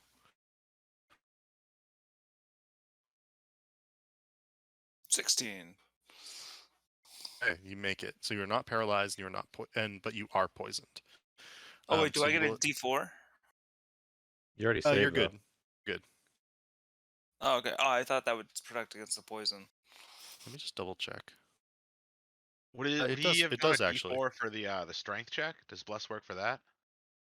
No. It does not. That's just Ah. a skill. I think it would be like aid or something. There's a different spell for that. You are not poisoned. And so that, and then the second attack is a bite. Does a 14 hit? No. Okay. So you get hit with the tentacles, but not the bite. Again, reeling away once more as it hits you with the tentacles to dodge the biting attack. That brings us back to the top of the order for Alistair. No other carrion creature has yet come up out of the sewer, but you can hear scuttling still. Well, Alistair's not very strong, so he's not even going to attempt to lift that. So he's just going to do the same thing he did before and try to very elegantly slide past everybody and then attack with his rapier. Just poke at it. Mm-hmm. Assume that'll hit. Yes. And I get the sneak as well, right? You do. So 13 total. Yeah. And I will also disengage, so Yeah. Alistair quickly does like a cartwheel over Victor and then slides and stab like in a sliding motion and then tumbles backwards away. Nice. And again, acrobatically past the dead ichor of the creature on the ground, you create a puncture wound, which more ichor begins flowing from. And you can see that it's all flowing back into this, like, where the sewer grate is, into this, like, one spot. And you do this and disengage back to the spot behind Victor once more, quickly and quietly. Go ahead, Victor. What would you like to do? Victor will try to properly close the grate. Yeah. So is that a strength? Strength check? Yep. Okay. Strength check. 13. It's actually good enough. You needed a 12. All right. There we go. So he goes. He gets it back on there, and so that's my action, right? I can't attack now. That was your full action. That's right. All right. And we'll just So there's something you do. yeah, let's get in his face while we're here. Okay. And so the grate is closed, and as you close it and it thuds into place, you can see another carrion creature coming up from below, and it seems like it's off put by the grate. Further down, no tentacles sort of poking forward, and you begin to engage with the second or the current one above ground. Yeah. Go ahead, Zeusanu. What would you like to do? I am going to use my warlock subclass thing that I keep forgetting that I have, and I am going to summon a tentacle monster. Hey. It's pretty dope. I always forgot that I even had that. It's like my main subclass feature. So I'm going to summon my little tentacle buddy right here. Oh, let's see, what does this even do? All right, create a 10-foot long tentacle. It just comes off your body. Nope, I can summon it anywhere I can see within 10 feet of me. Like out of the ground, that's dope. Yeah. So a tentacle pops up, and I can make a melee spell attack.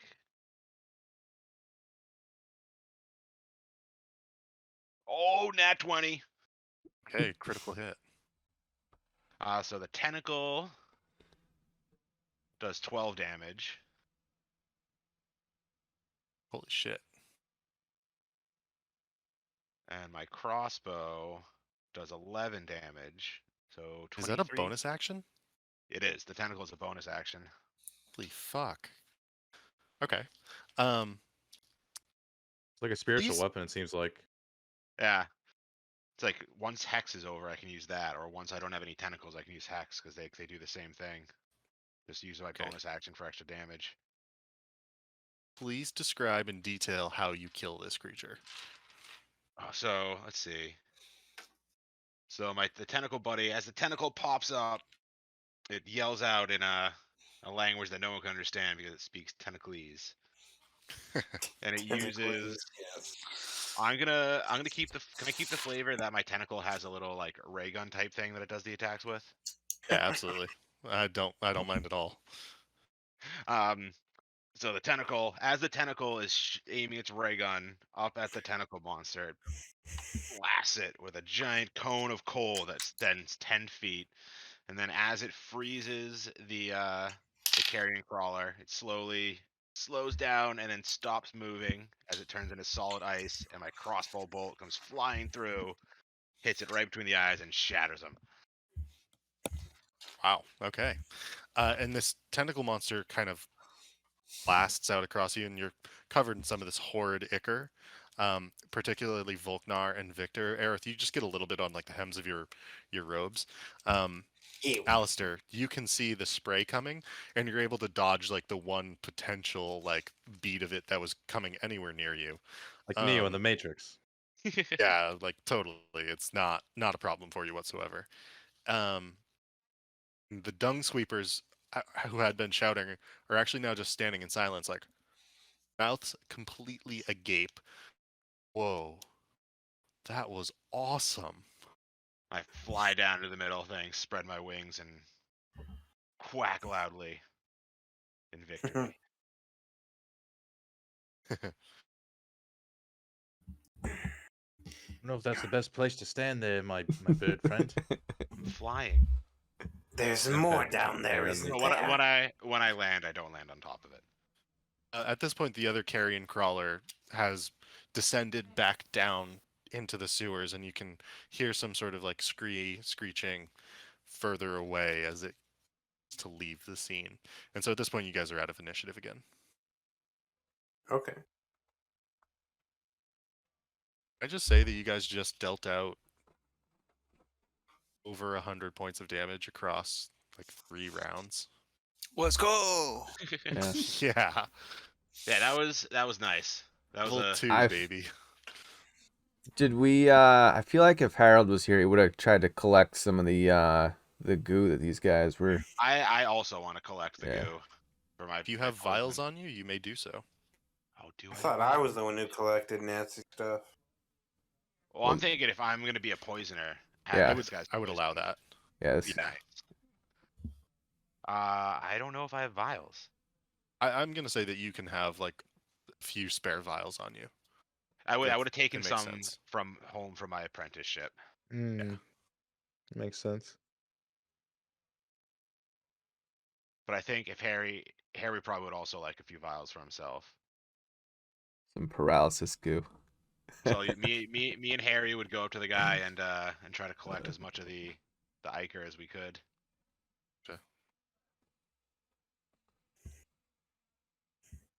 Paralysis goo Hmm. from dead carrion crawlers. All right, and you do Should I, so. Should I roll to like see how many vials or whatever we get? Yeah, give me a medicine check actually. Ugh, 9. You're only able to get 3 vials in total, and I'll let you split that up between you and Harry as you wish. I'm just gonna put it in my inventory and we'll see what Harry wants. Gotcha. You went from being like, yeah, he should get some too, to like, no, only I get it. Well, I mean, all right, so I'll take 2 and I'll give 1 to Harry. We just have to remember to tell him to put it in his inventory. I'm just busting Yeah. your balls.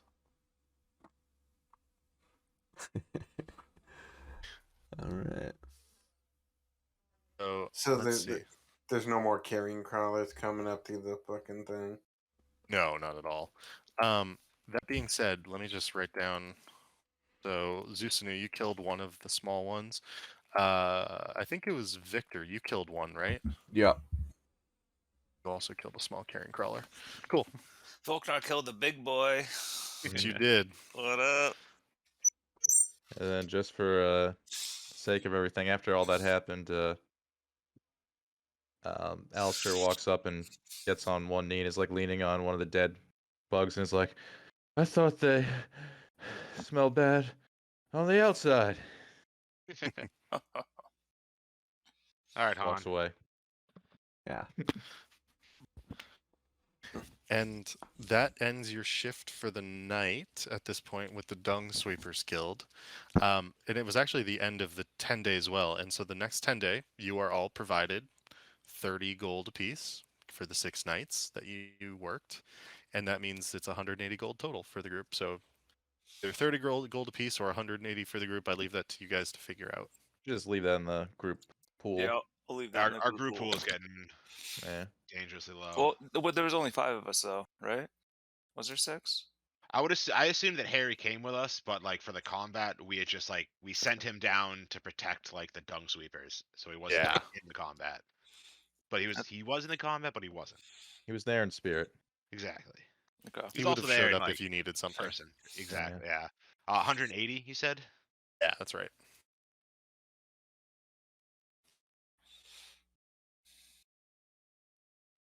All right, boys. Should we go back to the tavern? Take a nice rest. I know I could use a nice siesta after all that excitement. Yeah, why not? Okay. And you guys take a long rest. All right. Is anybody close to death on that? Did some damage, but I was at 16 of 25. I was at 16 of 17. okay. If it weren't for my temp hit points, though, I would have been like A bit of 10 trouble. health. Oh, I So- still probably would have been okay. So what Armor of Agathis does is give you temp. Yeah, it gives me 5 temp hit points, and then anytime someone hits me with a melee attack while they're up, they take 5 cold damage. Pretty nice. It's like Hey. 5 cold damage per level. Yeah, Like a same with the level temp hit. 20 warlock is gonna deal like 100 fucking points of damage. Wait, so does that mean that he should have been dealing 10? No, if I had cast it with a second level slot, I get 10 hit points and do 10 damage. So it depends on which level I cast it at. Okay. Perhaps. I just So wish Anyway, I could cast cool it on spell. other people too. Like, this would be great if I could give it to like one of the melee guys. oh yeah. Wait, can you cast it on others or not? No, it's only on me. Okay. That would be I have a- brutal. I have a spell that's temp hit points, but it's not. I don't think it's as good as that. Eventually, you'll get aid though, which is really good for 10 hit points because you can give it to like 3 different people. Wait, what spell is it? Aid, I think. It's a second level spell. Okay. That fucking Alistair had for like our whole campaign last time and only used it on the final battle. Well, it's only good if you upcast it so that you can get 10 HP I guess that is true. instead of 5. 5 doesn't really do much. Especially for a second level spell, that's a little rough, I would argue. I think that makes Yeah. sense. But It's very nice to So- upcast though. yeah, it is pretty good to upcast. You guys take a long rest. And as you do so overnight, another full 10 day has passed at this point. So you're now 10 days in living at Troll Skull Manor. Let me just mark that down for those of you it matters for different reasons. Is there anything we'd like to jump into the next 10 day? Like obviously we can play for longer, but considering we've already like done a full 10 day without Harry, like it's okay in my mind if we end here. Or if you guys want to keep going, we can keep going. I want to keep going. Do you guys want to take like a 2-3 minute break? Yeah, that was the next thing I was going to suggest. Yeah. Let's do Yeah. that. Take 5. I'm gonna go Let's do it. empty your bladders, get a drink. Cool. Okay. All right. Oh, I'm not poisoned anymore either.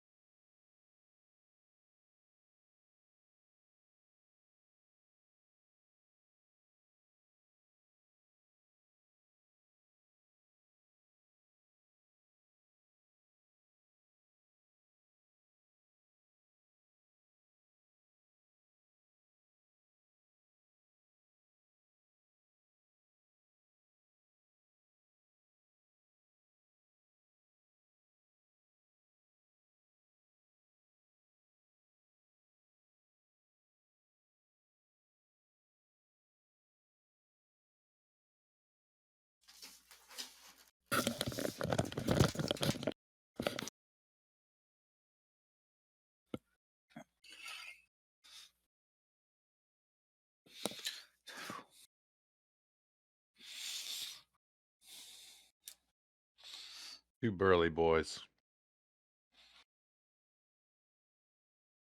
What's up? What's up? I hope I get in a situation where I need some muscle. Yeah. We go on a little trio adventure. Yeah, that's why I think it'd be cool to have unarmed, because then it's like you are the weapon. It's like, you know, they can check your swords and stuff, but they can't check your fists, right? Oh, Yep. All right, I'm back.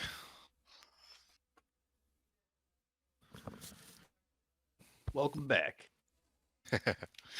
So no Harry tonight. Did anybody hear from him, or is it he just couldn't make it?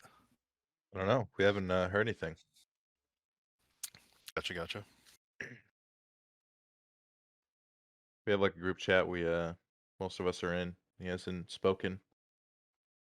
I mean, it's getting close to the holidays and stuff. It's got kids. I totally understand why I not be able to make it. Yeah, he's usually like, if he was gonna miss something like this, he'd usually give us a heads up. So He's No. gung ho about it. Yeah.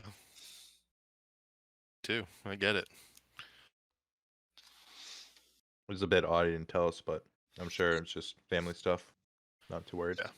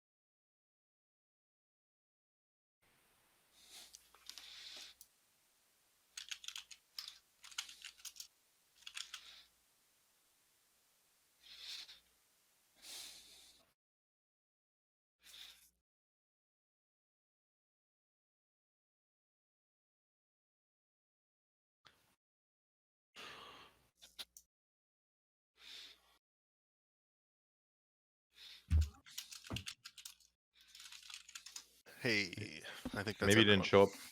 Maybe he didn't show up because he's embarrassed about betting against his friend last time. Oh, speaking of which, who was it? Was it Zusanu who stole some money from somebody else? No, that was him. that was was Harold? yes, Harold. Yeah. Thank you. I just had that incorrect in my notes. Okay. So you are back at the tavern. It's a new morning, a new 10 day. And you have been given more cash. That morning, Broxley Fairkettle comes by once more, and this time he brings with him one of the dung sweepers that you have actually been working with. The dung sweeper bows when he sees you, and he goes, "Hi," and he's like got like a high pitched, like not a whiny voice, but a nasally voice. And he's a gnome. He's one of the gnomes, and he says, "What fine adventurers you all are! Thank you so much for protecting us last night. If you could, we would love to help you reopen your tavern for half the price it normally would be. Normally it'd be 100 gold, but in this instance, we would not charge you a single copper over 50 gold." What are you guys buying? Deal.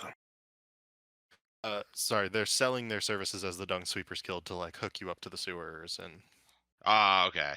To get like plumbing and all that. yeah, so for 50 gold. So, but normally it would be 100, so this actually counts as like a. You only have to pay 50 for this to count as 100 gold worth of renovations. Nice. Excellent. Oh, what? They Sweet. just hook us up to the sewer? Hook you up to the sewers, make sure you guys have nice plumbing and bathrooms and all that sort of thing. Okay. Nice. Okay, there's plumbing in this world. Okay, that's cool. There is actually Waterdeep has public bathrooms on street corners, and they are well maintained by the Dung Sweepers Guild in particular. 50 gold, you said? 50 gold. I'll take that from the bank. This place is really expensive. So we just gotta find some more gold, boys. Agreed. They begin setting up work along with the carpenters. I'm just gonna mark it down for each of you, like that it's you get another full 10-day because I know, like, for example, Zeus is going to do more herbalism stuff with Fala down the street. Um, Victor, you're doing more carpentry with the Carpenters Guild. Anything else anyone would like to do for Can this I 10-day? show Fala the Iker Iker? the Iker from the Centipede guys to see if like it's I don't know useful in any kind of brewing or whatnot? Yeah, totally. Let me see. Oh wow. Fala got a natural 18 plus 5, so 23. Um, they believe that this is highly useful substance and knocks off. I'm gonna say it's gonna knock off. Can you roll me a D10? Yes.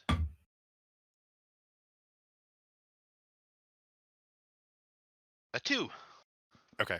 So Fall is able to do a few different tests with it, and it's actually gonna like knock off like a day of your learning because Fall is like, wait, I can use this to make and they like make one random set of substances out of the ichor, and they show you how to do this, and so you gain some extra knowledge, and now you have 16 of the 30 days that you need. Nice. Going by quick. I'm gonna be making potions for us and poisons for you pretty soon. Anything else that folks would like to do across this 10-day? I want to go meet with the Griffin captain again and just like get friendly with him. Sorry, with who? The Griffin captain? The air marshal. Did Ah. we get a name for him? Dandor or You- something. Nandor the So- Relentless. Sorry, who did I say for that? It's like Zondor or Xandor or something. All I can think of is what we do in Zaniqua? the shadows. Zaniqua don't live here no more. Sure, we'll go with Zondor. I think that sounds right. Um, yeah. Do you know where they are? Um, don't they have like a garrison? Didn't I see them like fly from a garrison? They do have a garrison. That's correct. Basically, I just want to like go befriend them and like see if any of the griffins want to go for like a fly, stretch our wings. 'Cause Gotcha. I could talk to the griffins too, because I can talk Nice. to animals. Okay. So let's say you fly over to the Eyrie, which is atop Mount Waterdeep, actually like above the cave of Halam. And during this time, you are quickly spotted by one of the Griffin Riders. They sort of swoop by and they just kind of give you like a wave. They see who you are. They're not worried about it because of that. And as you land at the Peak Top Eyrie, as it's called, you are greeted by several cavalrymen, Griffin cavalrymen, who look surprised to see you, but don't necessarily question it. And they say, "Can we help you?" So yeah, I was just doing some exploring. There's not a lot of creatures around here that can fly, so I was wondering if any of you boys wanted to grab your griffins and just do a loop. Maybe see get some races going. See who's the fastest. Make a persuasion check. Dirty 20. Okay. Some of them kind of like look at each other for a moment and then they grin at each other and they're like, "Well, you'd like to race, would you? We could do that if you're just looking to spread your wings." Yeah, I mean, I'm sure I'm not as fast as any of the griffins, but I'd like to see how I hold up. Oh. Or would you like to go to and back? Um, let's see. So where are we? Are we at the griffin? Is that where we are on the map? You're at the Peak Top area right next to it. Okay. Um, so how about we fly to or what's the distance? I was So the thinking. distance here, yeah, I would say Waterdeep is probably 2 miles long, tip to tail, top to bottom, and it's like a mile wide. Go to like the Hawkman and back or something, like one of the nearest statue things. Oh yeah, good call. What's the nearest statue? The nearest statue might actually be the Hawkman. Let me just double check. Is this one? No. Yeah, I assume it's either the Hawkman or the Lady Dreaming, but it's probably the Hawkman. Still Hawkman, just because it's thematically appropriate. Yeah. Okay. So then, the Hawkman and back. so the way this is going to work is you will race from the peak top area to the Hawkman and back. It will be a skill challenge. They have not set any rules, so you can use that as you wish. A skill challenge is typically. Have you guys ever run skill challenges? No. Cool. I Sweet. mean, kind of. We might have done something like along those lines, but go Okay. ahead. Let us know what's Okay. up with it. So a skill challenge is actually something from 4th edition where I ask you to present me with a reason as to why you should use a skill and how it will help you get ahead or complete the thing that you're doing. And so the first leg will be like 2/3 of the way there.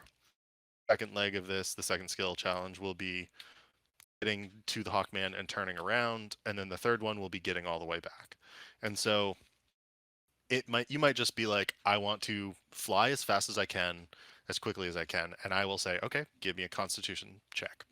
Or if you want to say something like, I use a cantrip and I do something to impact the race, like I might say, okay, give me like a sleight of hand check or like a performance check. You see what I'm saying? Like Yeah. you Yeah. make subsequent checks to succeed or fail on the actual skill challenge itself.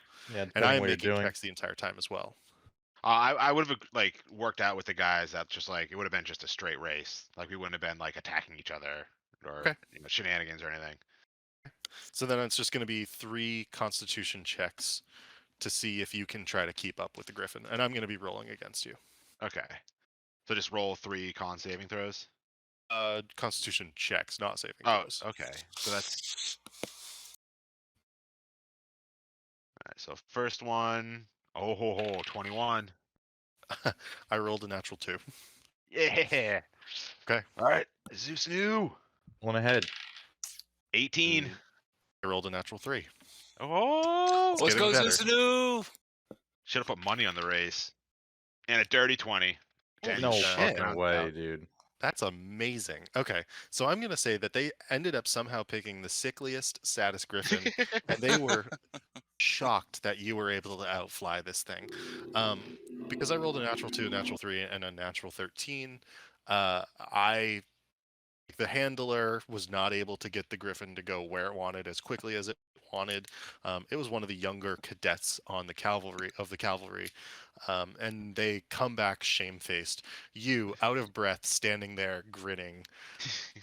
Other rider coming back, just like, don't talk to me. I don't want to hear it. And he's like leading his Griffin back into the stables. I just, spread my wings and flex my shoulders and just look around. I'm like, oh, I guess I'm a lot faster than I thought. I thought there was gonna be no way to be able to keep up with one of the Griffins. And they kind of all look at you, and some of them are like still in shock. One of them goes, "Oh, if you ever want to come by and maybe teach us a thing or two, like maybe mobility. I guess maybe we have 1 or 2 things to learn." I've noticed you guys don't turn as quickly as I think you can with the Griffins. I mean, and they kind of look at the Griffin, which is like literally twice the size of you. It's the size of a fucking horse, like 3 times the size of you. And they're like, well, I mean that's a little unfair, but it's a fair point nonetheless. Maybe we could find a way to maneuver differently. Well, then I guess I turned to the Griffin and I'd ask the Griffin, like, you can do better than these guys are doing with you, can't you? And so they all kind of stare at you as you suddenly speak in a garbled, like clacky, shrieking language that is the only thing that Griffins are used to, obviously. Let me just double check the intelligence of a Griffin, but I'm pretty sure they're pretty smart, actually. Feels like it would be. Oh, Too that's bad the brutal. boys weren't there to have witnessed the race. Right? No one's gonna believe me now. Nope. Okay, so I'm going to say that this doesn't make sense because it says griffins have an intelligence of 2, and as we discussed at the beginning of the night, rats have an intelligence of 2. Huh. So bird brain.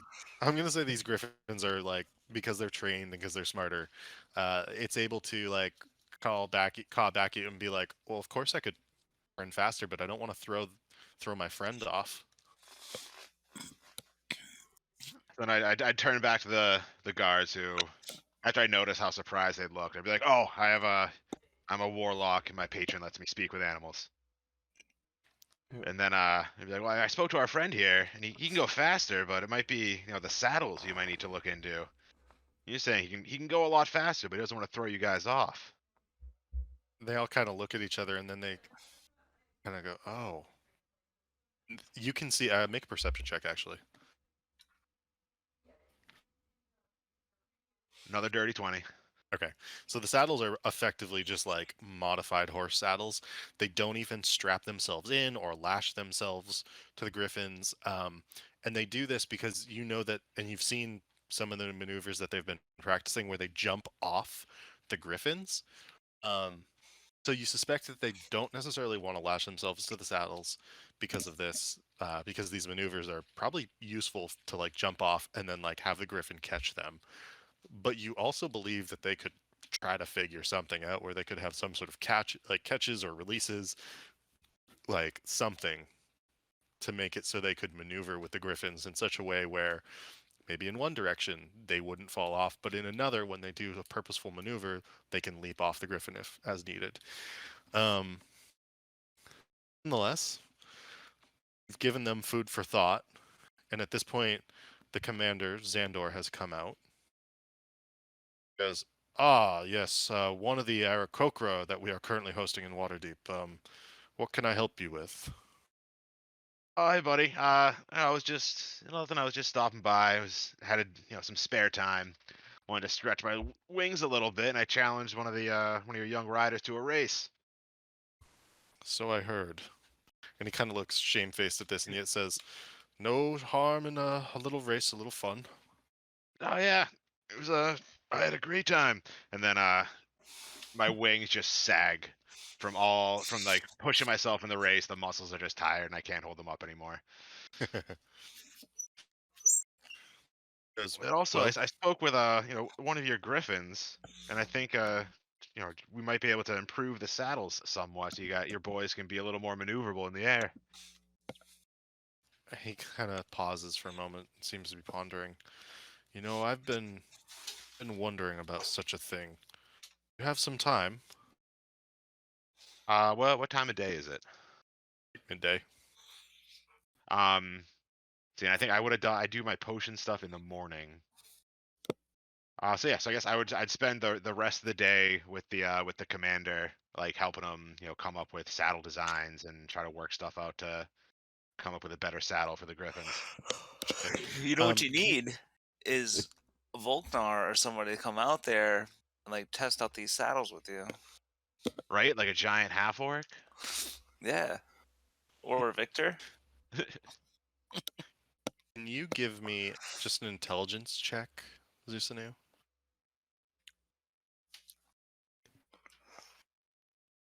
Ick. 7. Okay, so you're able to give some pointers, particularly around like how you use your wings and why you think that these are the right ways to use your wings, and the griffins probably use their wings in similar ways, and you're able to provide notes in regards to the griffin maneuvers, but the saddle in particular, you don't help with the mechanics of, you help with the understanding of why, like, you provide like external guidance based on your knowledge of aerodynamics and acrobatics I also would have in had the one of the air. griffins helping us too, since I'd be able to like, translate between the griffin and the captain. Gotcha. Gotcha.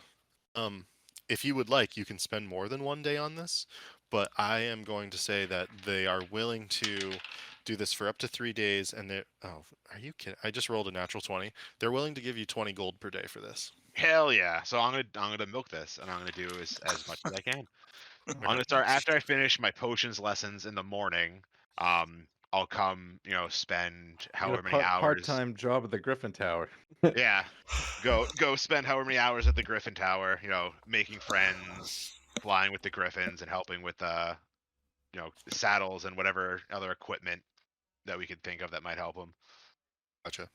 And you can do that for up to 3 days across the 10-day. So you'll I'll get do all 60 3 gold from days. that.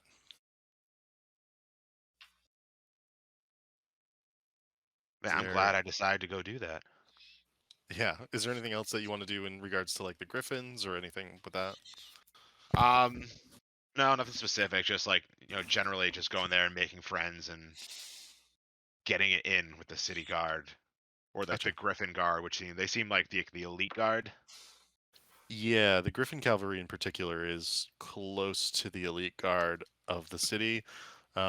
It's like definitely a special group of the City Watch, but not necessarily elite. Well, either way, they seem cool, so I'm gonna spend some time making friends with them. And you do so. Does anyone else have something they would like to do this 10-day?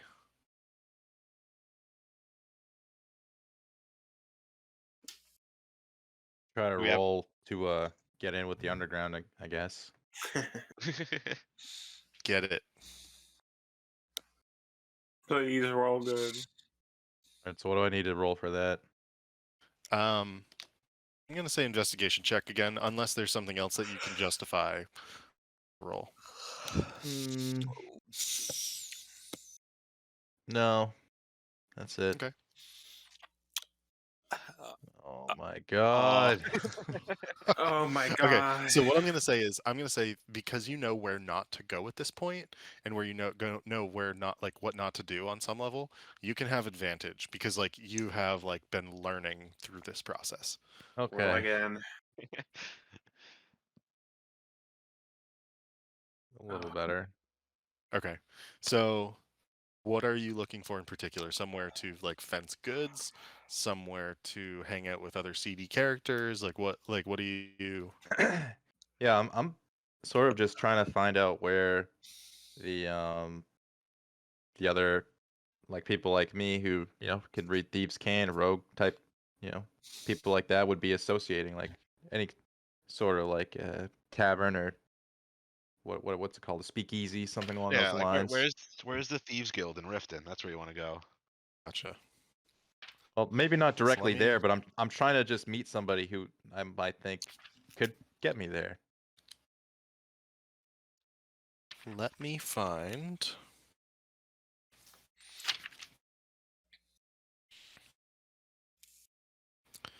So there is an alleyway that you end up finding. Like I'm scouring the city looking for thieves' can to guide me or something, or someone who looks suspicious. I don't know. At this point, There you're not sure there's even is- any crime in the city. Yeah, what these rolls? There's definitely crime in the city, and you've seen instances of small petty crime. But one of your evening forays, you find an alleyway that certain individuals who you had been tailing, not poorly, mind you, who'd you been tailing, decided to turn down. And this alleyway had a blue glow to it. Okay.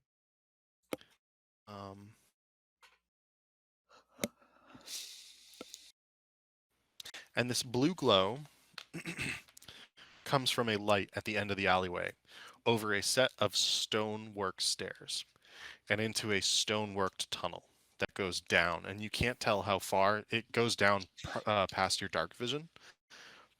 Beyond that, that's all you know about this.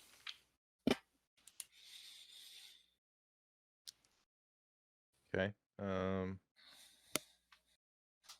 I think I would follow them down very cautiously.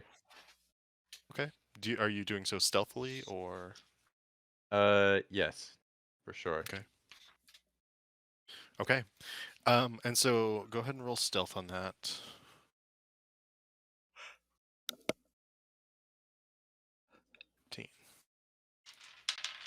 not working out for me in these activities during the week.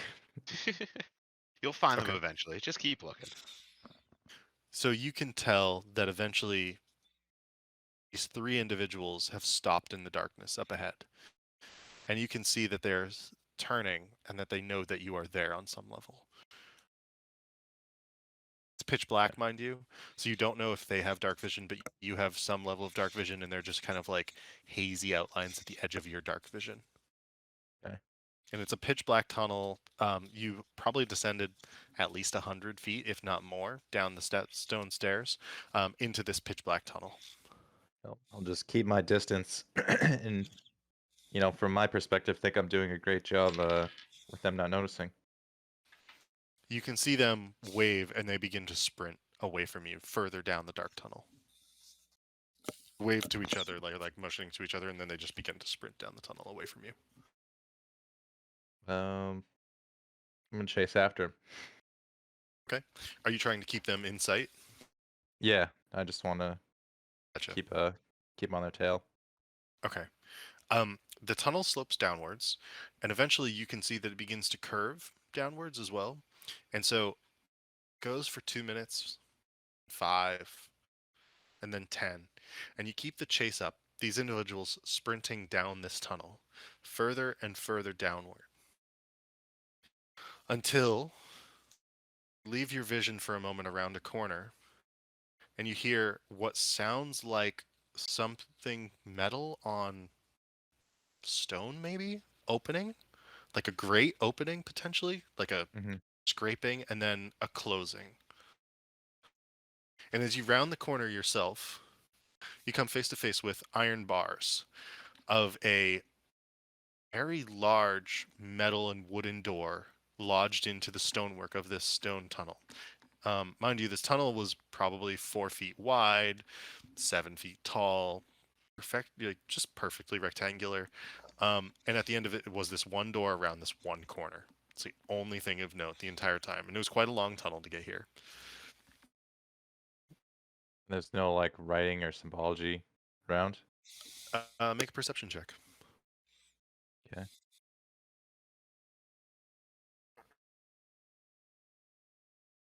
Okay. The one thing that you notice is that as you take a step back, and it's tough to make out in the dark, but you can do so with your dark vision, that the outlines of the door have a giant, probably like a 2-foot skull inlaid into the door in the woodwork of the metal. Or the like on the woodwork on the metal is like a 2-foot skull, and around it are these like almost like arms sort of draping down off of it, and it's all sort of inlaid in the metal on this door. Okay. Well, to me that seems like a universal sign for not welcome unless you know the people there. So Alistair is going to turn around and walk away. Okay. But now he are knows where the door is. This place. Is there anything else you would like to do? Trying to think.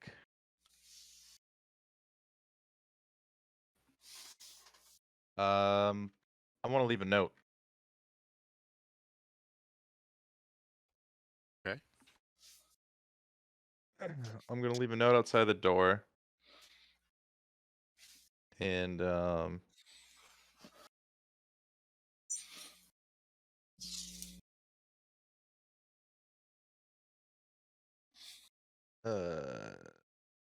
You can always type it up and just send it to me if you want. yeah. I'll think about what I want to say, but I'm gonna leave them a note.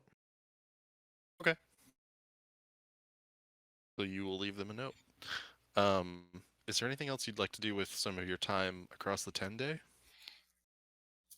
I think that was pretty productive. So we've had Alistair, Zeusanu, Victor One thing Volknar. I want to do that I keep forgetting about is I'm assuming that since I haven't heard a response back from my family from the seagull that I sent, Yeah. I'm gonna go to the actual male bird people, um, and resend the letter through the official channels. Gotcha. And you can do that during this 10-day without issue. It is going to cost you probably 10 gold to do that. That's okay. So on the note, I'm gonna say looking for work in a meeting, and just leave it in Thieves' Cant and leave it near the door. Gotcha.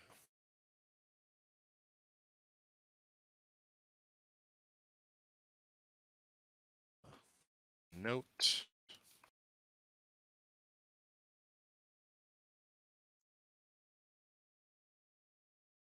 Cool. And you just leave it by the door or like pinned to the door or something. Yep. Flipped underneath the bottom. And then I would just sign it,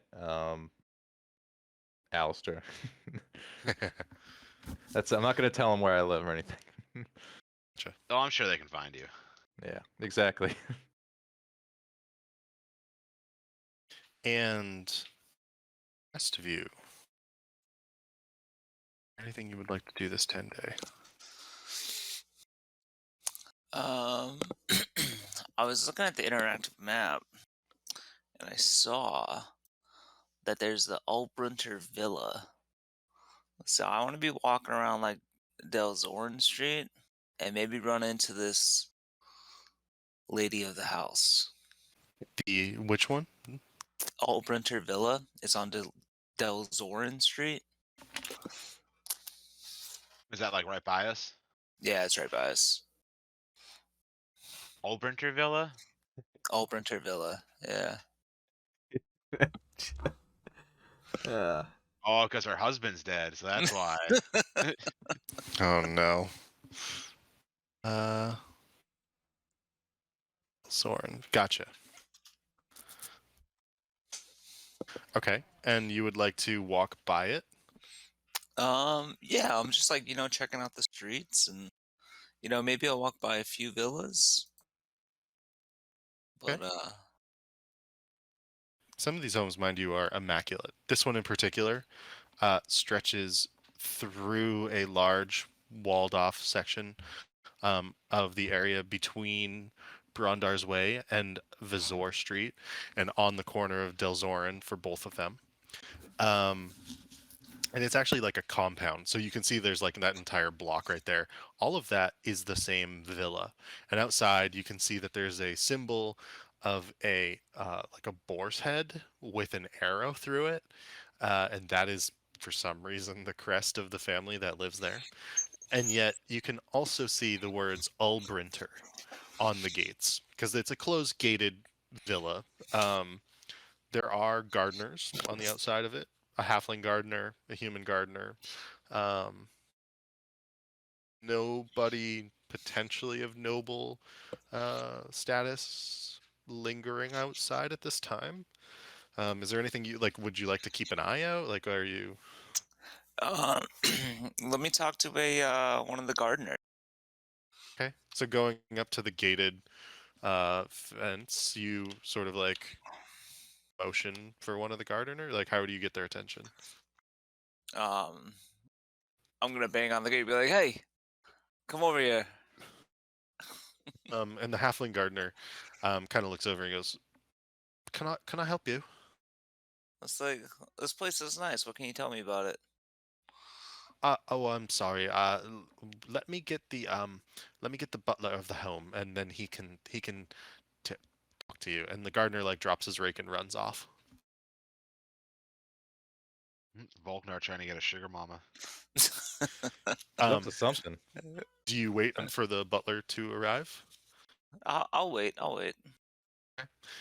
While waiting, the other gardener is like stopped his gardening, is just kind of like watching you, confused. This human, and eventually the other gardener comes out with the butler of the home after about 5 or 6 minutes, and the butler like is hurriedly walking to you, and you can see like a worried look on his face.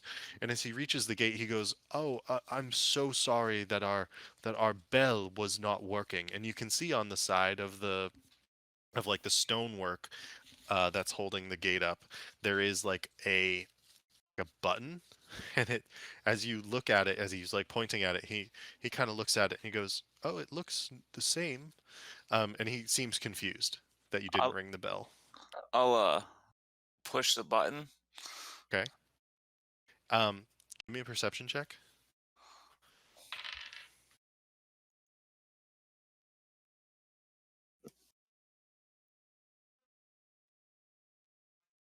10. You can actually hear faintly in the distance like a set of chimes ringing, or like a set of chimes effectively going off, and it's like one of those like sort of melodic like ding dong dong dong dong dong. And the butler suddenly is like, "Sir, what is it that I can help you with?" Walter looks confused about the pushing of the button and the sounds. He's like, "Huh, that's weird." And he's just like, "Oh, I see you have this nice little mansion type thing you got going on here. I wanted to let you know about Troll Score Manor. You know, our bar's opening up soon, and we want to have you guys down there." Can you roll me a persuasion check at disadvantage, please?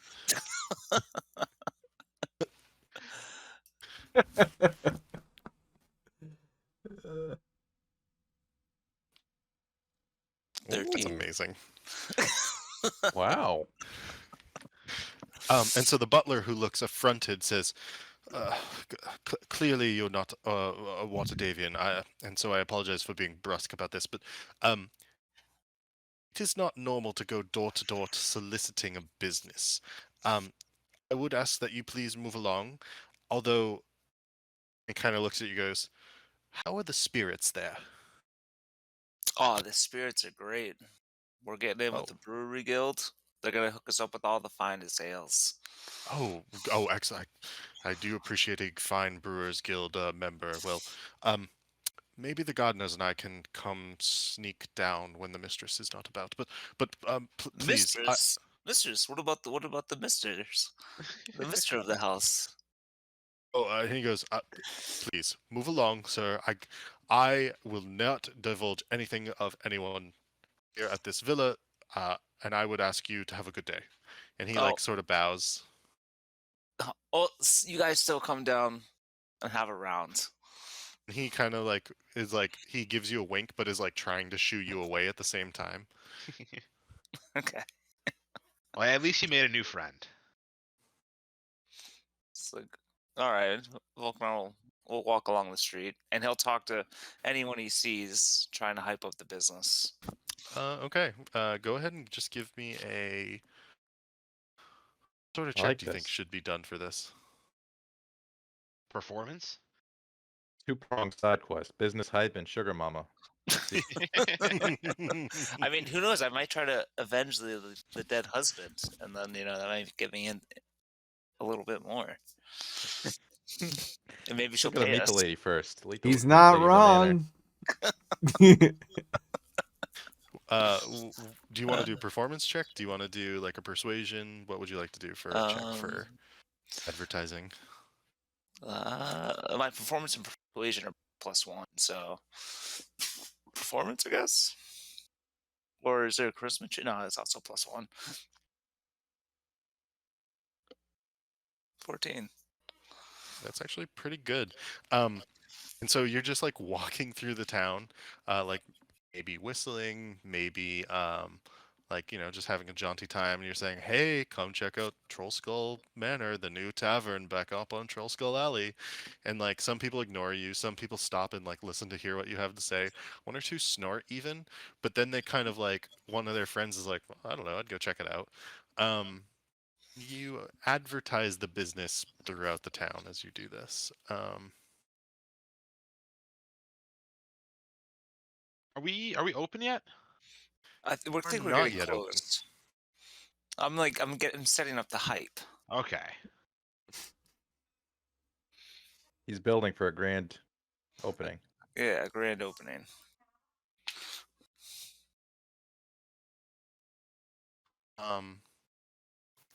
Is there anything else you would like to do?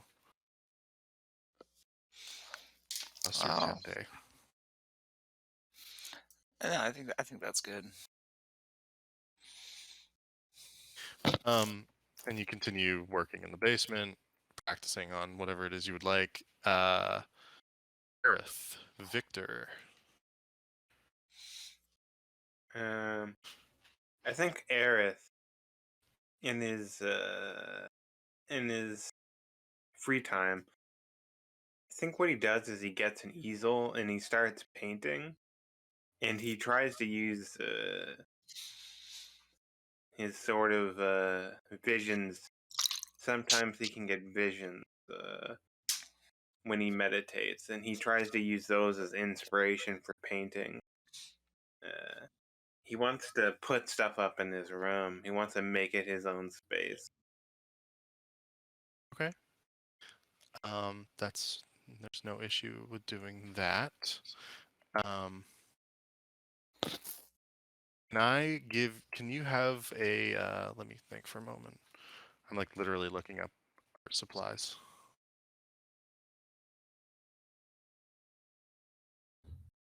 Should I spend some gold on an easel and stuff? Yeah, that's just what I was looking for. I think it would probably be like calligrapher's supplies are 10 gold, so it's fine if we like roll with that, unless there's like some sort of specific here. 10 gold? Yeah. Okay.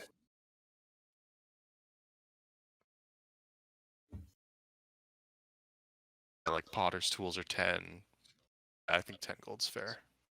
Yeah, it makes sense. Okay. If potters and stuff. While you do this, you have been invited via a letter to the manor addressed to Cleric of the Moon Order. Okay. Not by name, but just to the Cleric of the Moon Order, so it doesn't even know the Order of the Moon title correctly. To meet at a location called. Let me just find this again.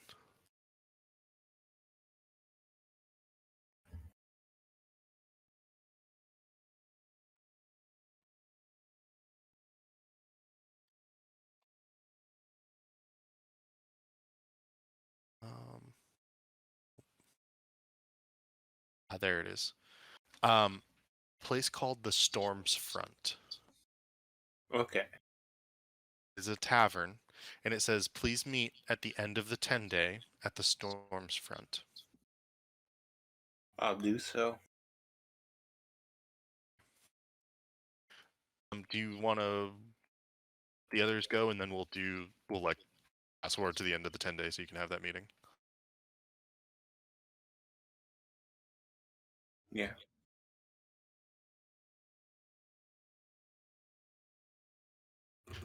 Go ahead, Victor, if there's anything you would like to do.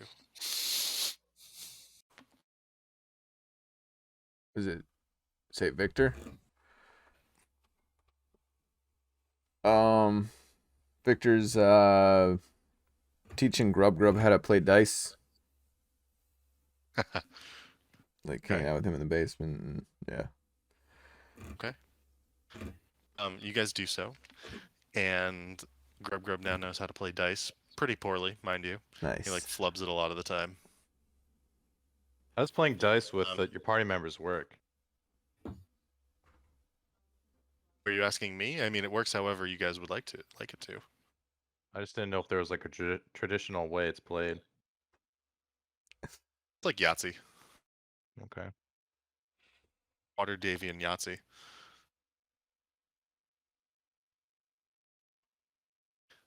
The other things that happened across this 10-day. I get somebody to roll a d6, please.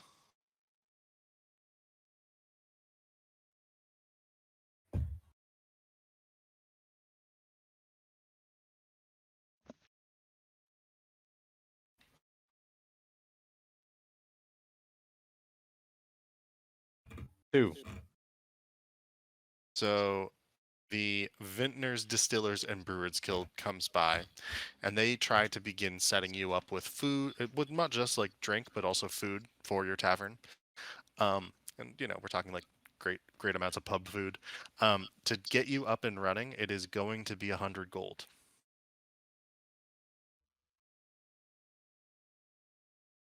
Zusunu reaches into his yeah. purse, How pulls much out is in there? 211. Has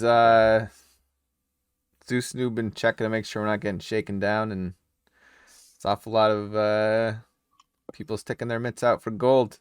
Oh yeah, as a like the as like a background as a noble, would I have any kind of knowledge about like the going price of this kind of thing? Would I be able to like make some kind of check to see if I think they're giving us a fair price? Sounds like a perception check to me. That would be an insight check.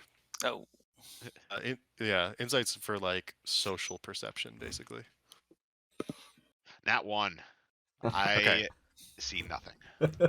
And frankly, because you're new to Waterdeep and new to the customs of non-Aarakocra, you don't really know. You do trust that you're not getting screwed over. Harold in particular seems to shrug and say like it doesn't sound unreasonable, and so you continue to go with it. You give him like the Shrug, I Larry give 100 David gold. Curb Your Enthusiasm look, and then you're like, okay.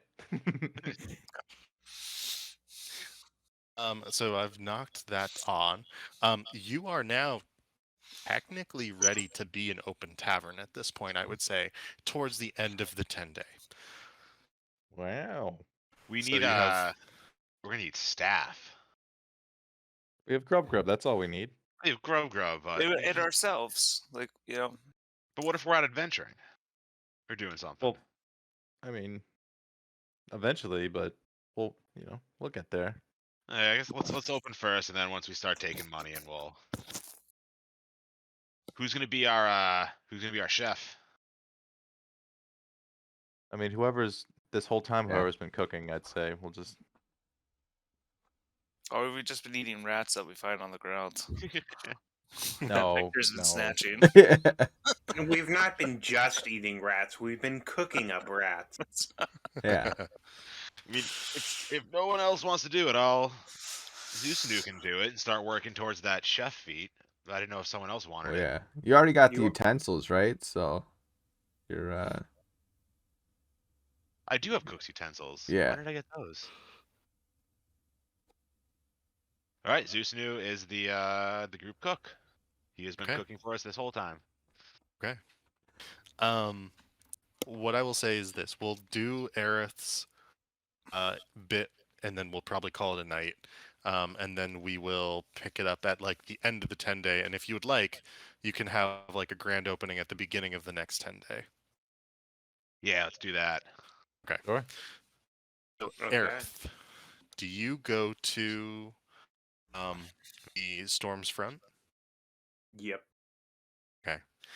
And upon entry, so as you walk up to it, you can immediately tell that it is a place for the young and the wealthy, and there is a bit of a raucous atmosphere to it. Pretty hard partying tavern, and it's gaudy. It is expensive looking, and there's a bouncer at the front. Okay. Large half-orc gentleman. Do I even know the guy I was like invited by? You assume theoretically that it was the individual you spoke with in the City of the Dead. Well, and well, I know, but did I get his name? you did not get his name. Anyway, but I approach and do I gotta talk to this bouncer here? So just as you begin to approach, he sees you and he goes, like waves you over, gives you a nod, and he goes, "Oh, you're expected." And he's got a big old gruff, deep voice. He's this stereotypical bouncer. You actually go ahead and make an insight check really fast. 18.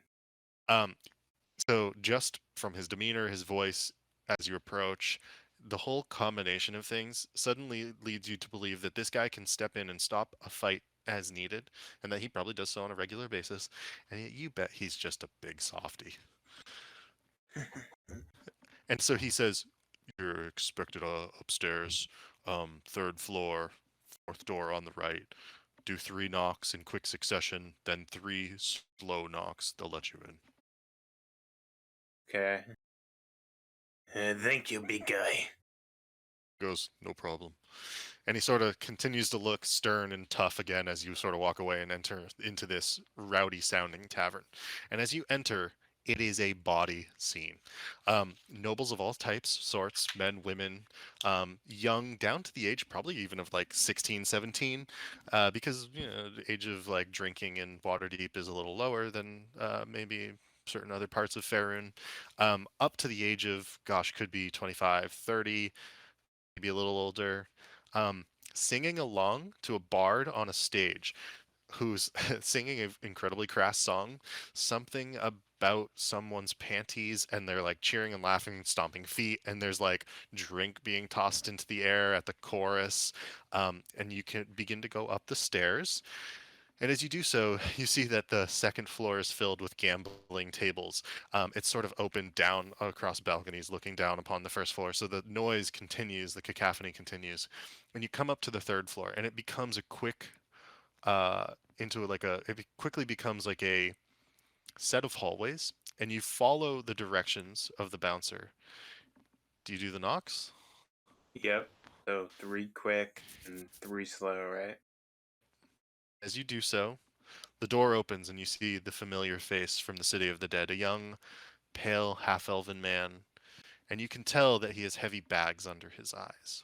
He looks at you, a sigh of relief, and he says, "Come, come, then it's okay if we ward the door. You don't mind, do you?" No, I do not mind. And as you step into a room with 4 other people, 2 men, 2 women, and then the half-elven young man. The men are a dwarf and a dwarf and a human, and the women are a halfling and an elf. And they all sort of look at you in surprise.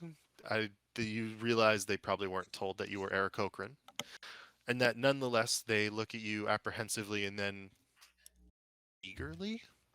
Okay. It's interesting. And the half elven young man um, says, "I'm so sorry, but we haven't introduced ourselves." And he hands out his hand, and his name is uh, Loravor. Lorivor. Okay. I need invest in like a notebook or notepad or something for all these names. I'm literally sitting here taking notes because I just made that name up.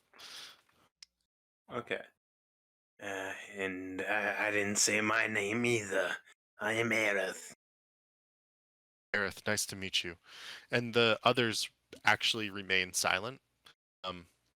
You get the feeling that they're not yet willing to provide their names, but the fact that Loravor has provided his has caused a level of ease in the room somewhat. And Loravor invites you to sit down at this table. It's a rectangular table, 2 and 2 across from each other, and then 1 and 1 at the ends across from each other. And Loravor sits across on the opposite side, and you are sitting next to the dwarf and the elf on either side of you, men and women on opposite sides of each other. And Loravor looks at you and says, "You see, Order of the Moon, we need to know more. We need to know if you can potentially help us." And he sort of looks ashamed. And he looks up at you and says, "The full moon is in..." Do you know when the full moon is? I assume you would, as Order of the Moon. Yeah, we keep track of the moon closely and Cool. pray on certain days more than others. Yeah. And so you know that the full moon is within the next 10 day, like it's at the end of the next 10 day. He says this and he goes, "Well, see, we have a darkness within each of us, different but related. I myself, well, some people call it a werewolf, some people call it lycanthropy, but I don't want it anymore." He looks ashamed at this, and he You'd looks at like you to be rid of imploringly. the curse? "Oh, Uh, yes, very much so. I mean, I don't hate it. I just don't want to be shunned by it." When someone becomes a werewolf, do they become like, do they lose control of everything, or what? Roll an Arcana check. Okay. 18.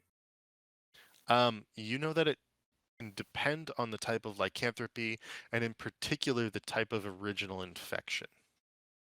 Okay, maybe I should probably ask. Is Maybe I'll say it like this: how intense is your lycanthropy?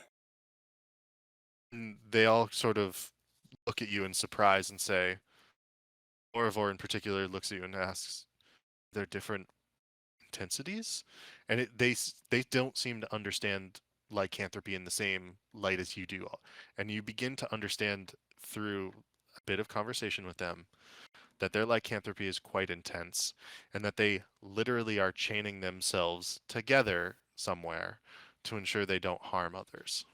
Okay, okay.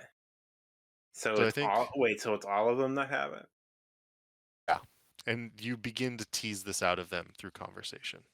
All right, all I right. thought lycanthropy in D&D was like more controllable. It can be. It depends.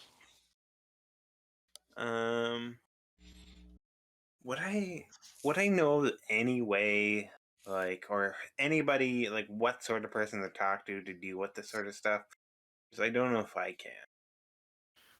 Maybe I can. Go ahead and make an intelligence or like a Arcana check if you would like. Medicine, maybe. Yeah. Medicine. Ooh, medicine's nice for me. Holy 25. smokes. Dang. Okay. You know that to cure lycanthropy is very difficult, yet it can be done. Is probably beyond your abilities. Because of your understanding of the moon, you might be able to help guide them at the very least towards managing their conditions and or breaking a piece of the curse that causes them to lose themselves. Okay, so I can maybe start to guide them. But we're probably gonna need some outside help to actually cure it, right? Yes, most definitely. Well, it's good that you've talked to me, but I can't do everything for you. I can start you upon the path of curing your curse, but I cannot cure it myself. And you see that they all look at you hopeful, and for the first time they begin introducing themselves, names spilling out of each of the four who had not yet told you who they were. And I think at this point we'll pick it up here next time. All right. 'Cause it's at 10 p.m. and I'll give you names and stuff for these guys. We can jump back into this and then we'll go back and you guys can open the bar.